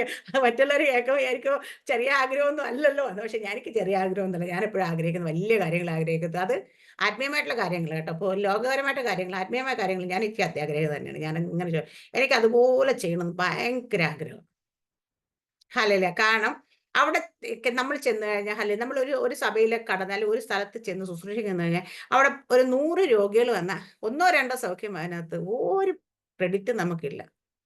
പക്ഷെ അവിടെ 100-ൽ 100 സൗഖ്യമായിട്ടാണ് പോകുന്നതെങ്കിൽ ഹാലേലൂയ, അവിടെ നമുക്ക് ഇച്ചിരിയൊക്കെ അഭിമാനിക്കാനുണ്ട്. കാരണം നമ്മുടെ മേൽ വ്യാപരിക്കുന്ന ആ ശക്തി, ഹാലേലൂയ, നമ്മൾ പറഞ്ഞ നമ്മുടെ മുമ്പ് നിൽക്കത്തിലൊരു പൈശാചിക മണ്ഡലം എന്ന് നമ്മൾ തിരിച്ചറിയുന്നതാണ്. ഹാലേലൂയ, നമ്മളെ പൈശാചിക മണ്ഡലത്തിൽ ഈ ലോകത്തുള്ളവനേക്കാൾ വലിയവൻ എന്നിലുണ്ടെന്നുള്ളത് തെളിവാണ്. ഈ ലോകത്തുള്ളവനേക്കാൾ എന്നിലായിരിക്കുന്ന ഈ ലോകത്ത് കർത്താവ് യേശു പറഞ്ഞു, ലോകത്തിൽ ഉള്ളവനേക്കാൾ വലിയവൻ നിങ്ങളുടെ കൂടെയുണ്ട്. അപ്പോൾ യോഹന്നാൻ എഴുതിയിട്ടുണ്ടത് ലോകത്തുള്ളവനേക്കാൾ നമ്മൾ ലോകത്തെ ജയിച്ചു, നമ്മൾ ലോകത്തെ ജയിച്ചെന്നുള്ള ജയമാണ് ആ കാണുന്നത്. നമ്മളല്ലേ പറഞ്ഞുകൊണ്ട് നടക്കത്തുള്ളൂ. അപ്പൊ നമ്മുടെ കർത്താവ് യേശു ക്രിസ്തു മഹത്വത്തോട് നമ്മുടെ ഉള്ളിലുണ്ട്. മഹത്വത്തിന് പ്രത്യാശ ക്രിസ്തു നമ്മളിലുണ്ടെങ്കിൽ ആ മഹത്വം വരുന്ന സ്ഥലത്ത് ഒരിരുട്ടിനും ഇരിക്കാൻ കഴിയത്തില്ല. അതാണ് യഥാർത്ഥ സത്യം. ഈ ഒരു വചനത്തിന്റെ വെളിപ്പാട് നമ്മുടെ ഉള്ളിൽ കയറിയാൽ തന്നെ നമ്മുടെ മുമ്പിൽ ഒരു പ്രതിസന്ധി നിൽക്കുന്നത്. മഹത്വത്തിന്റെ പ്രത്യാശ ക്രിസ്തു എന്നിലിരിക്കുന്നു. ആ മഹത്വം വെളിപ്പെട്ടാല് ആ മഹത്വത്തിന് മുമ്പിൽ ഒരു ഇരുട്ടിനും ഒന്നിനും, ഒരു രോഗമാകട്ടെ, ശാപമാകട്ടെ, അല്ല ഭാരമാകട്ടെ, എന്തെങ്കിലും ആയിട്ട് ബന്ധനം ഒന്നും ഇരിക്കാൻ പറ്റില്ല. ഈ മഹത്വത്തെ നമ്മൾ തിരിച്ചറിയും. ഈ മഹത്വം അകത്ത് മാത്രമല്ല, ഈ മഹത്വം പുറത്തേക്ക് പ്രകാശിക്കാൻ തുടങ്ങണം നമ്മളിലൂടെ. ഈ മഹത്വം ഒന്ന് പുറത്തേക്ക് പ്രകാശിച്ച് നമ്മുടെ മോശയുടെ ഒക്കെ തൊക്ക് പുറത്തുനിന്ന് അടിച്ച് പ്രകാശിച്ചതുപോലെ നമുക്ക് അകത്തുനിന്ന് പ്രകാശിക്കണം. നമ്മുടെ സ്കിന്നൊക്കെ അതനുസരിച്ച് പ്രകാശിക്കാൻ തുടങ്ങും. ഇതൊക്കെ അത് മങ്ങിപ്പോകുന്ന പ്രകാശമില്ല, ഇത് അണഞ്ഞു പോകുന്നില്ല, ഇത് വർദ്ധിച്ച് പ്രകാശമാണ്. ആ ഗ്ലോറി ഹൃദയത്തിൽ നിന്ന് നമ്മുടെ ശരീരത്തിലേക്ക് പ്രതിഫലിക്കേണ്ടുന്നത്. നേരത്തെ മോശയ്ക്ക് എന്താ വെച്ചാൽ ശരീരത്തിൽ മാത്രം അതുകൊണ്ട് അത് കുറച്ച് മങ്ങിപ്പോയത്. പക്ഷെ നമ്മുടെ ഉള്ളിൽ അത് അകത്തുനിന്ന് പുറത്തേക്കാണ് വേണ്ടത്. ഒരു ഉദയസൂര്യന്റെ ആ പ്രകാശം പോലെ അത് വർദ്ധിച്ച് വരുന്നത്. അത് നമ്മൾ ആഗ്രഹിക്കണം. അതിനുവേണ്ടി നമ്മൾ ഇരിക്കണം, പ്രാർത്ഥിക്കണം. അതിനുവേണ്ടി നമ്മൾ സമയം സ്പെൻഡ് ചെയ്താൽ അത് നമ്മൾ വെളിപ്പെട്ട് കഴിഞ്ഞുണ്ടല്ലോ, പിന്നെ നമ്മൾ പിടിച്ചാൽ കിട്ടത്തില്ല. അതുപോലെ ആയിരിക്കും. അതുപോലെ നമുക്ക് ഇതൊക്കെ ആഗ്രഹിക്കണം. ആഗ്രഹിച്ച മാത്രം പോലെ ഇതിനു വേണ്ടിയിട്ടൊക്കെ കുറച്ച് സമയമൊക്കെ സ്പെൻഡ് ചെയ്ത് പ്രാർത്ഥിക്കാനും പ്രാപിക്കാനൊക്കെ. എനിക്ക് കുറച്ച് നാളുകളായിട്ട് അത്രത്തോളം അങ്ങ് പറ്റുന്നില്ല എന്ന് എനിക്കറിയാം. പക്ഷെ എന്നാലും എൻ്റെ ഹൃദയത്തിലെ ആഗ്രഹം അന്ന് തന്നതാണ്. അത് നമ്മൾ നേടാനായിട്ട് നമ്മളൊക്കെ ഓരോരുത്തരും അതുപോലെ ആഗ്രഹിക്കുക, വാഞ്ചിക്കുക ചെയ്യണം. സങ്കീർത്തനം 103-ന്റെ 3-ാം വാക്യം ഒന്ന് വായിക്കാവോ?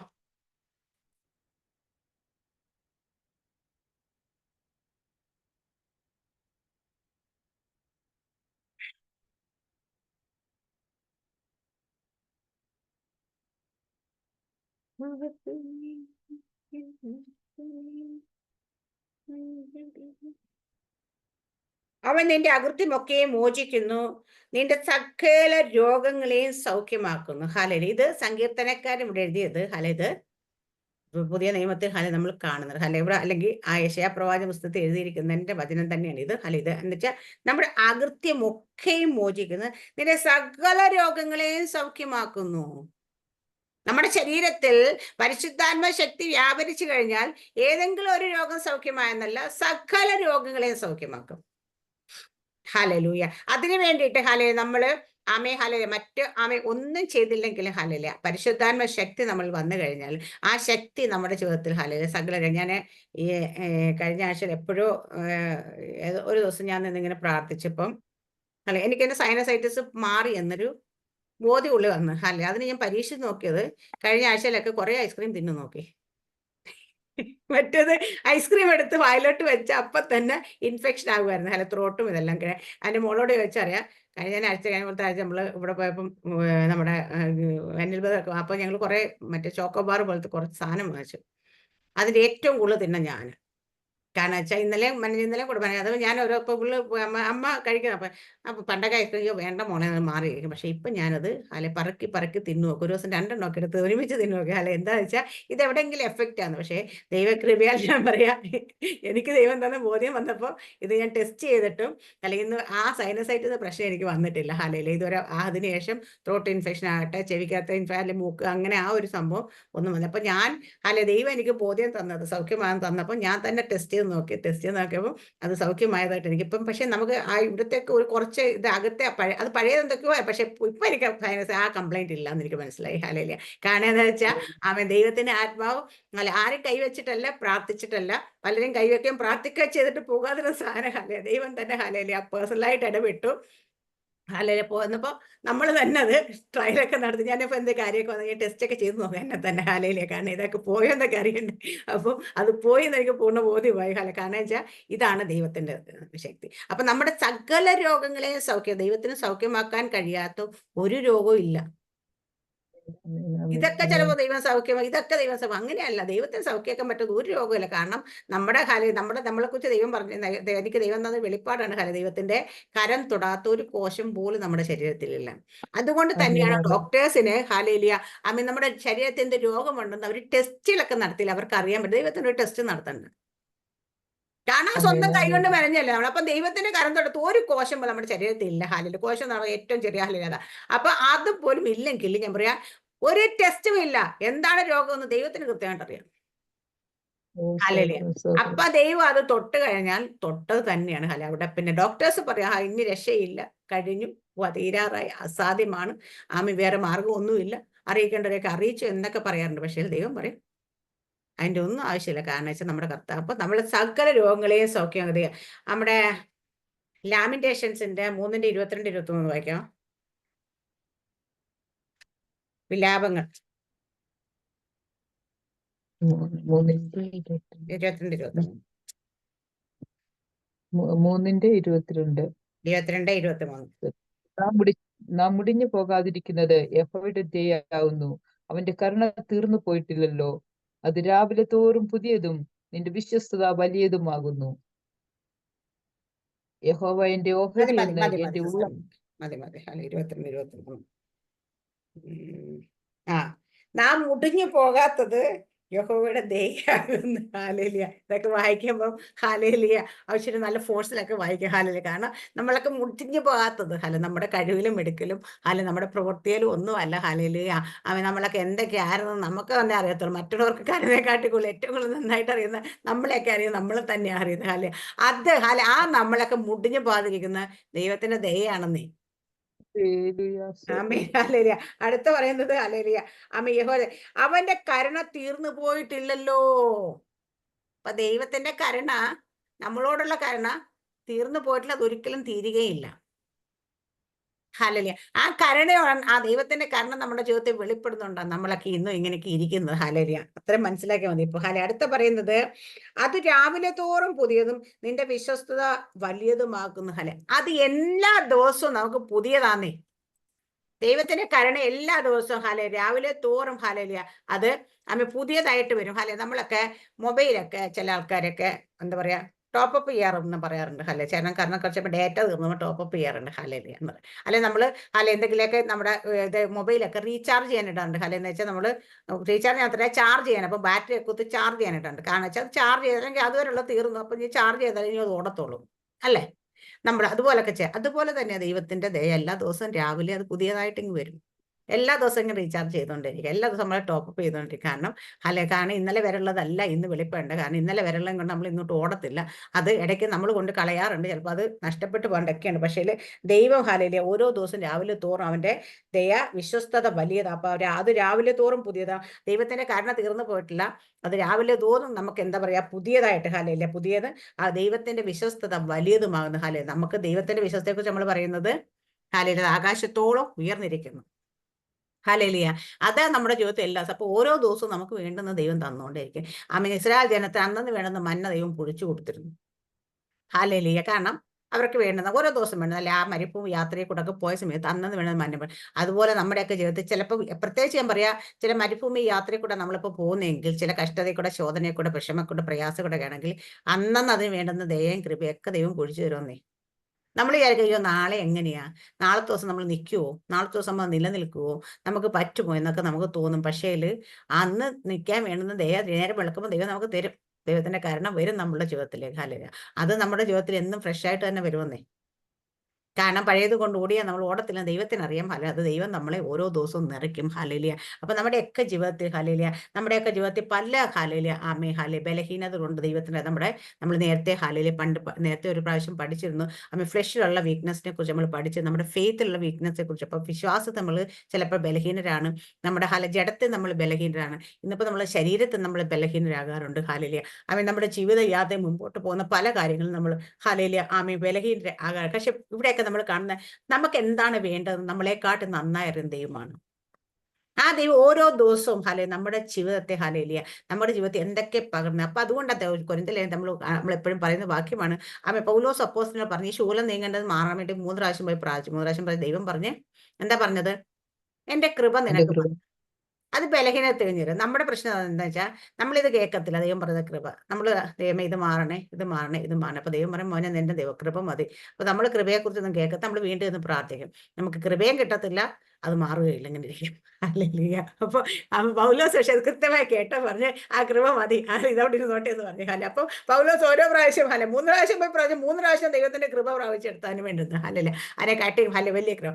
അപ്പൊ നമ്മുടെയൊക്കെ ജീവിതത്തിൽ നമ്മള് അതിനെ തന്നെ പിടിച്ചുകൊണ്ടിരുന്ന് പ്രാർത്ഥിക്കാൻ തുടങ്ങും. എന്നിട്ട് നമ്മളൊരു കാര്യം കൂടെ പറയും, എടുത്തു വെച്ച് പറയും, യാക്കോബ് ദൈവം എന്റെ മല്ല് പിടിച്ച് ജയിച്ച പോലെ ഞാൻ പിടിച്ചു വെച്ച് പ്രാർത്ഥിച്ച് ജയിച്ചു എന്ന്. ഫോഷ്കാത്. ഹല്ലേലൂയ. കാരണം വെച്ച് കഴിഞ്ഞാല് അങ്ങനെ പിടിച്ചു വെക്കാനും ദൈവത്തെ പിടിച്ചു വെക്കാനൊന്നും ആർക്കും പറ്റത്തില്ല. യാക്കോബിന്റെ ദൈവത്തെ പിടിച്ചു വെക്കല്ല, ശരിക്കും ദൈവമാണ് യാക്കോബിന്റെ മല്ല് പിടിച്ചത്. ഹല്ലേലൂയ. അവിടെ ഇവനെ എങ്ങനെ വിട്ടാൽ ശരിയാകത്തില്ല, ഇവനെ ഒന്ന് പിടിച്ചാലേ ശരിയാ, അതില്ലെങ്കിൽ ഇവൻ ഇനി ഉപായ സ്വഭാവം കൊണ്ട് നടക്കുമെന്ന് മനസ്സിലായപ്പോൾ ദൈവം ഒന്ന് പിടിച്ചത്. ഹല്ലേലൂയ. അതുകൊണ്ടാണ് ഹല്ലേലൂയ യാക്കോബിനെ. പക്ഷെ അതുപോലെ നമ്മളെയൊക്കെ ദൈവം, നമ്മൾ വിചാരിക്കും നമ്മൾ ദൈവത്തെ പിടിച്ച് കെട്ടിവെച്ച് പ്രാർത്ഥിക്കല്ല, നമ്മളെയൊക്കെ പിടിച്ചുകൊണ്ട് ഇരുത്തിയേക്കുന്ന ദൈവമാണ്. അല്ലേ സാറാമ്മ സിസ്റ്ററെ? നമ്മൾ ദൈവത്തെയാണ് പിടിച്ചു നിർത്തിയേക്കുന്നത്, ദൈവം നമ്മളെ പിടിച്ചുകൊണ്ട് ഇരുത്തിയേക്കാണ് ഇപ്പോൾ ഓരോരുത്തരെയും. ദൈവം നമ്മളെ പിടിച്ചിരുത്തുന്നത്. കാരണം നിന്നെയൊക്കെ ഇങ്ങനെ വിട്ടാൽ ശരിയാകത്തില്ല, ഇവിടൊക്കെ ഒന്ന് ഇരിക്കങ്ങോട്ട്, ഒന്നുകൂടെ അങ്ങോട്ട് സമർപ്പിക്ക്, ഒന്നുകൂടെ അങ്ങോട്ട് പ്രാർത്ഥിക്കുക, ഒന്നുകൂടെ പോരാടി, ഇതൊക്കെ പറഞ്ഞിട്ട് ജാഗരിക്കുക, ഇതൊക്കെ പറഞ്ഞ് ദൈവം നമ്മളെ പിടിച്ചൊതുക്കി ഇരുത്തേക്കുന്നത് ഇവിടെ. കാരണം വെച്ച് കഴിഞ്ഞാല് നമ്മുടെയൊക്കെ വിചാരം നമ്മൾ ദൈവത്തെ ഹല്ലേലൂയ പിടിച്ചു നിർത്തി നമ്മൾ ദൈവം ഇതെന്നെ എനിക്ക് തന്നിട്ടേ പോകാൻ പാടുള്ളൂ പറയുമ്പോൾ ദൈവം നിന്നിട്ട് നമുക്ക് ദൈവത്തെ പിടിച്ച് നമ്മൾ ഹോൾഡ് ചെയ്ത് വെച്ച് നമ്മൾ മേടിക്കുന്ന ദൈവം നമുക്ക് വേണ്ടി ചിലപ്പോൾ നിന്ന് തരും അങ്ങനെയൊക്കെ. കാരണം വെച്ചാൽ നമ്മളെ പിടിച്ചിരുത്താനായിട്ട് ദൈവത്തിന് അറിയാം. നമ്മളെ പിടിച്ചിരുത്തുന്ന ദൈവമാണ്. അപ്പൊ നമ്മളെ പിടിച്ചിരുത്താൻ ദൈവം നമ്മളോട് ഒന്ന് ചിലപ്പോഴൊക്കെ ഇരിക്കാറുണ്ട്. അതാണ് സംഭവിക്കുന്നത്. അല്ലാതെ നമുക്ക് ആർക്കും ദൈവത്തെ പിടിച്ചു നിർത്തി ഒന്നും വാങ്ങാനൊന്നും പറ്റത്തില്ല. കാരണം ദൈവം നമ്മളെയൊക്കെ ഓരോ കാര്യങ്ങളിലൂടെ, ഒരു പ്രതിസന്ധി കൊണ്ടേയും പ്രതികൂലത്തെ കൊണ്ടേയും പ്രശ്നത്തെ കൊണ്ടേയും പ്രയാസത്തെ കൊണ്ടുപോയിട്ട് നമ്മളെയൊക്കെ ദൈവം ഇപ്പൊ പിടിച്ചിവിടെ ഇരുത്തിയേക്കാണ്. കാരണം ഇങ്ങനെ നിന്നെ വിട്ടാൽ ശരിയാകത്തില്ല, നീ ഇവിടെ ഇരുന്നാലേ അത് ശരിയാ, അല്ലെങ്കിൽ മുൻപോട്ട് നീ അത് ഓടത്തില്ല. ഇങ്ങനെ പോയി കഴിഞ്ഞാൽ നീ ചാർജ് ഇല്ലാതെ ഓടുമ്പോൾ നമ്മൾ വണ്ടിയൊക്കെ ബാറ്ററി ഒക്കെ ചാർജ് ചെയ്ത് ഓടുന്ന വണ്ടിയെ കുറിച്ച്, പെട്രോൾ അടിച്ച് ഓടുന്ന വണ്ടിയെ കുറിച്ച് ഒക്കെ നമുക്കറിയാം. കാരണം ഫ്യൂൽ ഇല്ലാതെ പോയി കഴിഞ്ഞാൽ ഓടത്തില്ല. അപ്പൊ കുറച്ച് കഴിയുമ്പോൾ അവിടെ കിടന്നു പോകും. അപ്പൊ ഫ്യൂൽ ആണെങ്കിൽ അത് ചാർജ് ചെയ്യണം. പെട്രോൾ സ്റ്റേഷൻ കയറ്റി ഫില്ല് ചെയ്യണം എന്ന് പറയുന്നത്. ദൈവത്തിനറിയാം നമ്മളിപ്പോ ഇങ്ങനെ വിട്ട് കഴിഞ്ഞാൽ എവിടെയും വഴി കടന്നു അതിന് അങ്ങനെ പോകാൻ പാടില്ല. അപ്പൊ നമ്മൾ റീചാർജ് ചെയ്യണം. അപ്പൊ നമ്മളെയൊക്കെ പവർ നമ്മളെയൊക്കെ അതുകൊണ്ടാണ് ഇങ്ങനെയൊക്കെ പിടിച്ചിരുത്തി നമ്മളെയൊക്കെ നിറയ്ക്കുന്നതിന്റെ കാര്യം അതാണ്. അപ്പൊ നമ്മളെയൊക്കെ പിടിച്ചിരുത്തേക്കുന്നത് നമ്മളൊന്നും അല്ല, നമ്മളെയൊക്കെ പിടിച്ചിരുത്തേക്ക് ദൈവം തന്നെ പിടിച്ചിരുത്തേക്കുന്നത്. എന്തിനാ വെച്ചാൽ ഇങ്ങനെ ഓടിക്കഴിഞ്ഞാൽ ചിലപ്പോൾ ഇടയ്ക്ക് വെച്ച് നിന്നു പോകും. അതുകൊണ്ട് അങ്ങനെ ആകാതിരിക്കാൻ വേണ്ടിയിട്ട് നമ്മളിലൊക്കെ ദൈവത്തിന് പകരണം. അപ്പൊ അതിന് സൗകര്യമായിട്ട് നമ്മളെ കിട്ടണം. അതിന് വേണ്ടിയിട്ടൊക്കെ നമ്മളെ ഇങ്ങനെ ആക്കി വെച്ചിരിക്കണം. അതുകൊണ്ട് ആരും പാരപ്പെടിയും പ്രയാസപ്പെടിയും ഒന്നും വേണ്ട. ദൈവം നമ്മൾ എത്രയധികം സ്നേഹിക്കുന്നുണ്ടെന്ന് നമുക്ക് മനസ്സിലാവും. ഓരോ ദിവസവും ആ ദൈവത്തിന്റെ ദയ അല്ലെങ്കിൽ കരുണ നമുക്ക് വേണ്ടി എന്നും രാവിലെ അത് ഫ്രഷ് ആയിട്ട് തന്നെ വെളിപ്പെടും. അത് നമ്മൾ എല്ലാ ദിവസവും അത് പ്രാപിച്ചെടുക്കണം.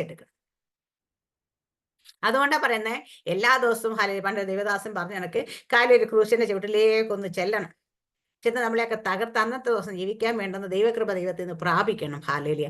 അത് പ്രാപിച്ചതും കൊണ്ട് വേണം നടക്കാൻ. അല്ലാതെ നമ്മൾ പണ്ടെങ്ങാണ്ട് പ്രാപിച്ചതിൻ്റെ അടുത്ത് ഉണ്ടെന്ന് പറഞ്ഞ് അതും കൊണ്ട് നടന്നു കഴിഞ്ഞാൽ മുൻപോട്ട് ഓടത്തില്ല. അതുകൊണ്ട് എല്ലാ ദിവസവും തന്നെ എല്ലാ ദിവസവും നമ്മൾ പ്രാർത്ഥിക്കണം എന്ന് പറയുന്നൊരു കാര്യം. നമ്മൾ എന്താ പ്രാർത്ഥിക്കണം? ദൈവസന്നിധി ഇരിക്കണം, ദൈവത്തോട് എല്ലാ ദിവസവും നമ്മൾ വചനം മെഡിറ്റേറ്റ്. എന്തിനാ വചനം മെഡിറ്റേറ്റ്? ദൈവം നമ്മളോട് സംസാരിക്കുന്നത് നമ്മൾ അറിയണം. ഹല്ലേലൂയ. അതിന് വേണ്ടുന്ന ഓരോ ദിവസം വേണ്ട വചനം നമ്മൾ തന്നെ കണ്ടെത്തി ഭക്ഷിക്കണം. അതുകൊണ്ട് ഇതൊക്കെ നമ്മൾ ചെയ്യണം. ഇതൊക്കെ നമ്മൾ മാറ്റി വെച്ച് കഴിഞ്ഞാൽ, ഞാൻ പറയാം, എന്തെങ്കിലും നമ്മൾ ടെൻഷനോ പ്രയാസമൊക്കെ നമുക്ക് ചിലപ്പോൾ മര്യാദയ്ക്ക് പ്രാർത്ഥിക്കാൻ പറ്റത്തില്ല, വചനം വായിച്ചാലും മെഡിറ്റേറ്റ് ചെയ്യാനൊന്നും പറ്റത്തില്ല എന്നൊക്കെ വരുമ്പോൾ നമ്മൾ ഇതങ്ങ് മാറ്റി. പക്ഷെ മാറ്റി വെക്കുക. ഞാൻ പറയുകയാണെങ്കിൽ പറയും, ഇത് മാറ്റി വെക്കരുത്. നിങ്ങൾ പ്രാർത്ഥിക്കുമ്പോൾ വാക്കുകളൊന്നും പറഞ്ഞ് പ്രാർത്ഥിക്കാൻ പറ്റും. നിങ്ങൾക്ക് ദൈവസന്നിധി ഇരുന്ന് കഴിഞ്ഞാൽ ഹൃദയത്തോട് സംസാരിക്കുന്ന പോലെ ദൈവസന്നിധി ഇരുന്ന്. അപ്പൊ ചിലപ്പോൾ നമ്മൾ അവിടെ ഇരിക്കുമ്പോൾ നമ്മുടെ കണ്ണീരൊക്കെ ഒഴുകും വരും. പക്ഷെ നമ്മൾ ദൈവത്തോടാണ് സംസാരിക്കുന്നത്. ആ കണ്ണുനീരും ദൈവത്തോടുള്ള സംസാരമാണ്. അത് നിങ്ങൾ അങ്ങനെ അതുപോലെ വചനം വായിക്കുമ്പോൾ ഒന്ന് മെഡിറ്റേറ്റ് ചെയ്യാനൊന്നും മനസ്സിലാക്കാൻ മനസ്സിലാക്കാൻ പറ്റുമ്പോൾ കുഴപ്പമില്ല, നിങ്ങൾ വായിക്കണം വന്നൊരു.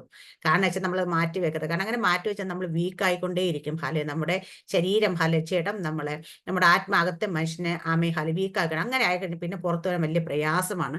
അതുകൊണ്ട് ആരും അങ്ങനെ അവസ്ഥയിലൊക്കെ പോകുമ്പോൾ ഇതൊക്കെ മാറ്റി വെച്ചിരുന്നത് നമുക്കറിയാം നമ്മുടെ ജീവിതത്തെ ഹാലയില്ല പ്രതികൂലത്തിന് പ്രതിസന്ധിയിലേക്ക്. പക്ഷെ പലപ്പോഴും പലർക്കും ഇത് പറഞ്ഞു കൊടുക്കുമ്പോൾ അവർക്ക് മനസ്സിലാകത്തില്ല. അവർ ചെയ്യാറിരിക്കുന്നത് ഇപ്പം അത് അവരുടെ ജീവിതമൊക്കെ എടുത്തു നോക്കി നമുക്ക് മനസ്സിലാകും അവരുടെയൊക്കെ ജീവിതത്തിൽ എന്താണോ ആഗ്രഹിക്കുന്നത് നേരെ ഓപ്പോസിറ്റായി സംഭവിച്ചുകൊണ്ടേയിരിക്കുന്നത്. അപ്പൊ അതുകൊണ്ട് ആരും അങ്ങനെ ചെയ്യരുത്. എല്ലാവരും എത്ര പ്രതികൂലത്തിൽ കൂടെ പ്രതിസന്ധി കൂടെ നമ്മൾ ദൈവമായിട്ടുള്ള സംസാരത്തിന് പ്രാർത്ഥനയ്ക്ക് വചനത്തിനൊന്നും മുടക്കം വരുത്തില്ല. കാരണം നമ്മുടെയൊക്കെ ജീവിതത്തെ ഓരോ ദിവസം നമുക്ക് വേണ്ടുന്ന കൃപ പ്രാപിക്കണം. നമുക്ക് ദൈവം സകലം നമുക്ക് ചെയ്തിട്ടുണ്ട്, നമുക്ക് വേണ്ടി സകലം ചെയ്യുന്നുണ്ട്. നമ്മുടെ ദൈവം നമ്മൾ എപ്പോഴും കരുതുന്നുണ്ട്, ഓർക്കുന്നുണ്ട്. നമുക്ക് വേണ്ടി സകലം പ്രവർത്തിക്കുന്ന ദൈവമാണ്. പക്ഷെ നമ്മളും കൂടെ നമ്മുടെ ഭാഗത്തുനിന്ന് ദൈവസന്നിധിയിൽ നമ്മൾ വിശ്വസ്തയോടെ വിശുദ്ധിയോടെ ഒക്കെ നിൽക്കാനായിട്ട് ശ്രമിക്കുക. വചന ദൈവം എല്ലാവരും അനുഗ്രഹിക്കുമാറട്ടെ. ആമേൻ. സ്തോത്രം. God bless you.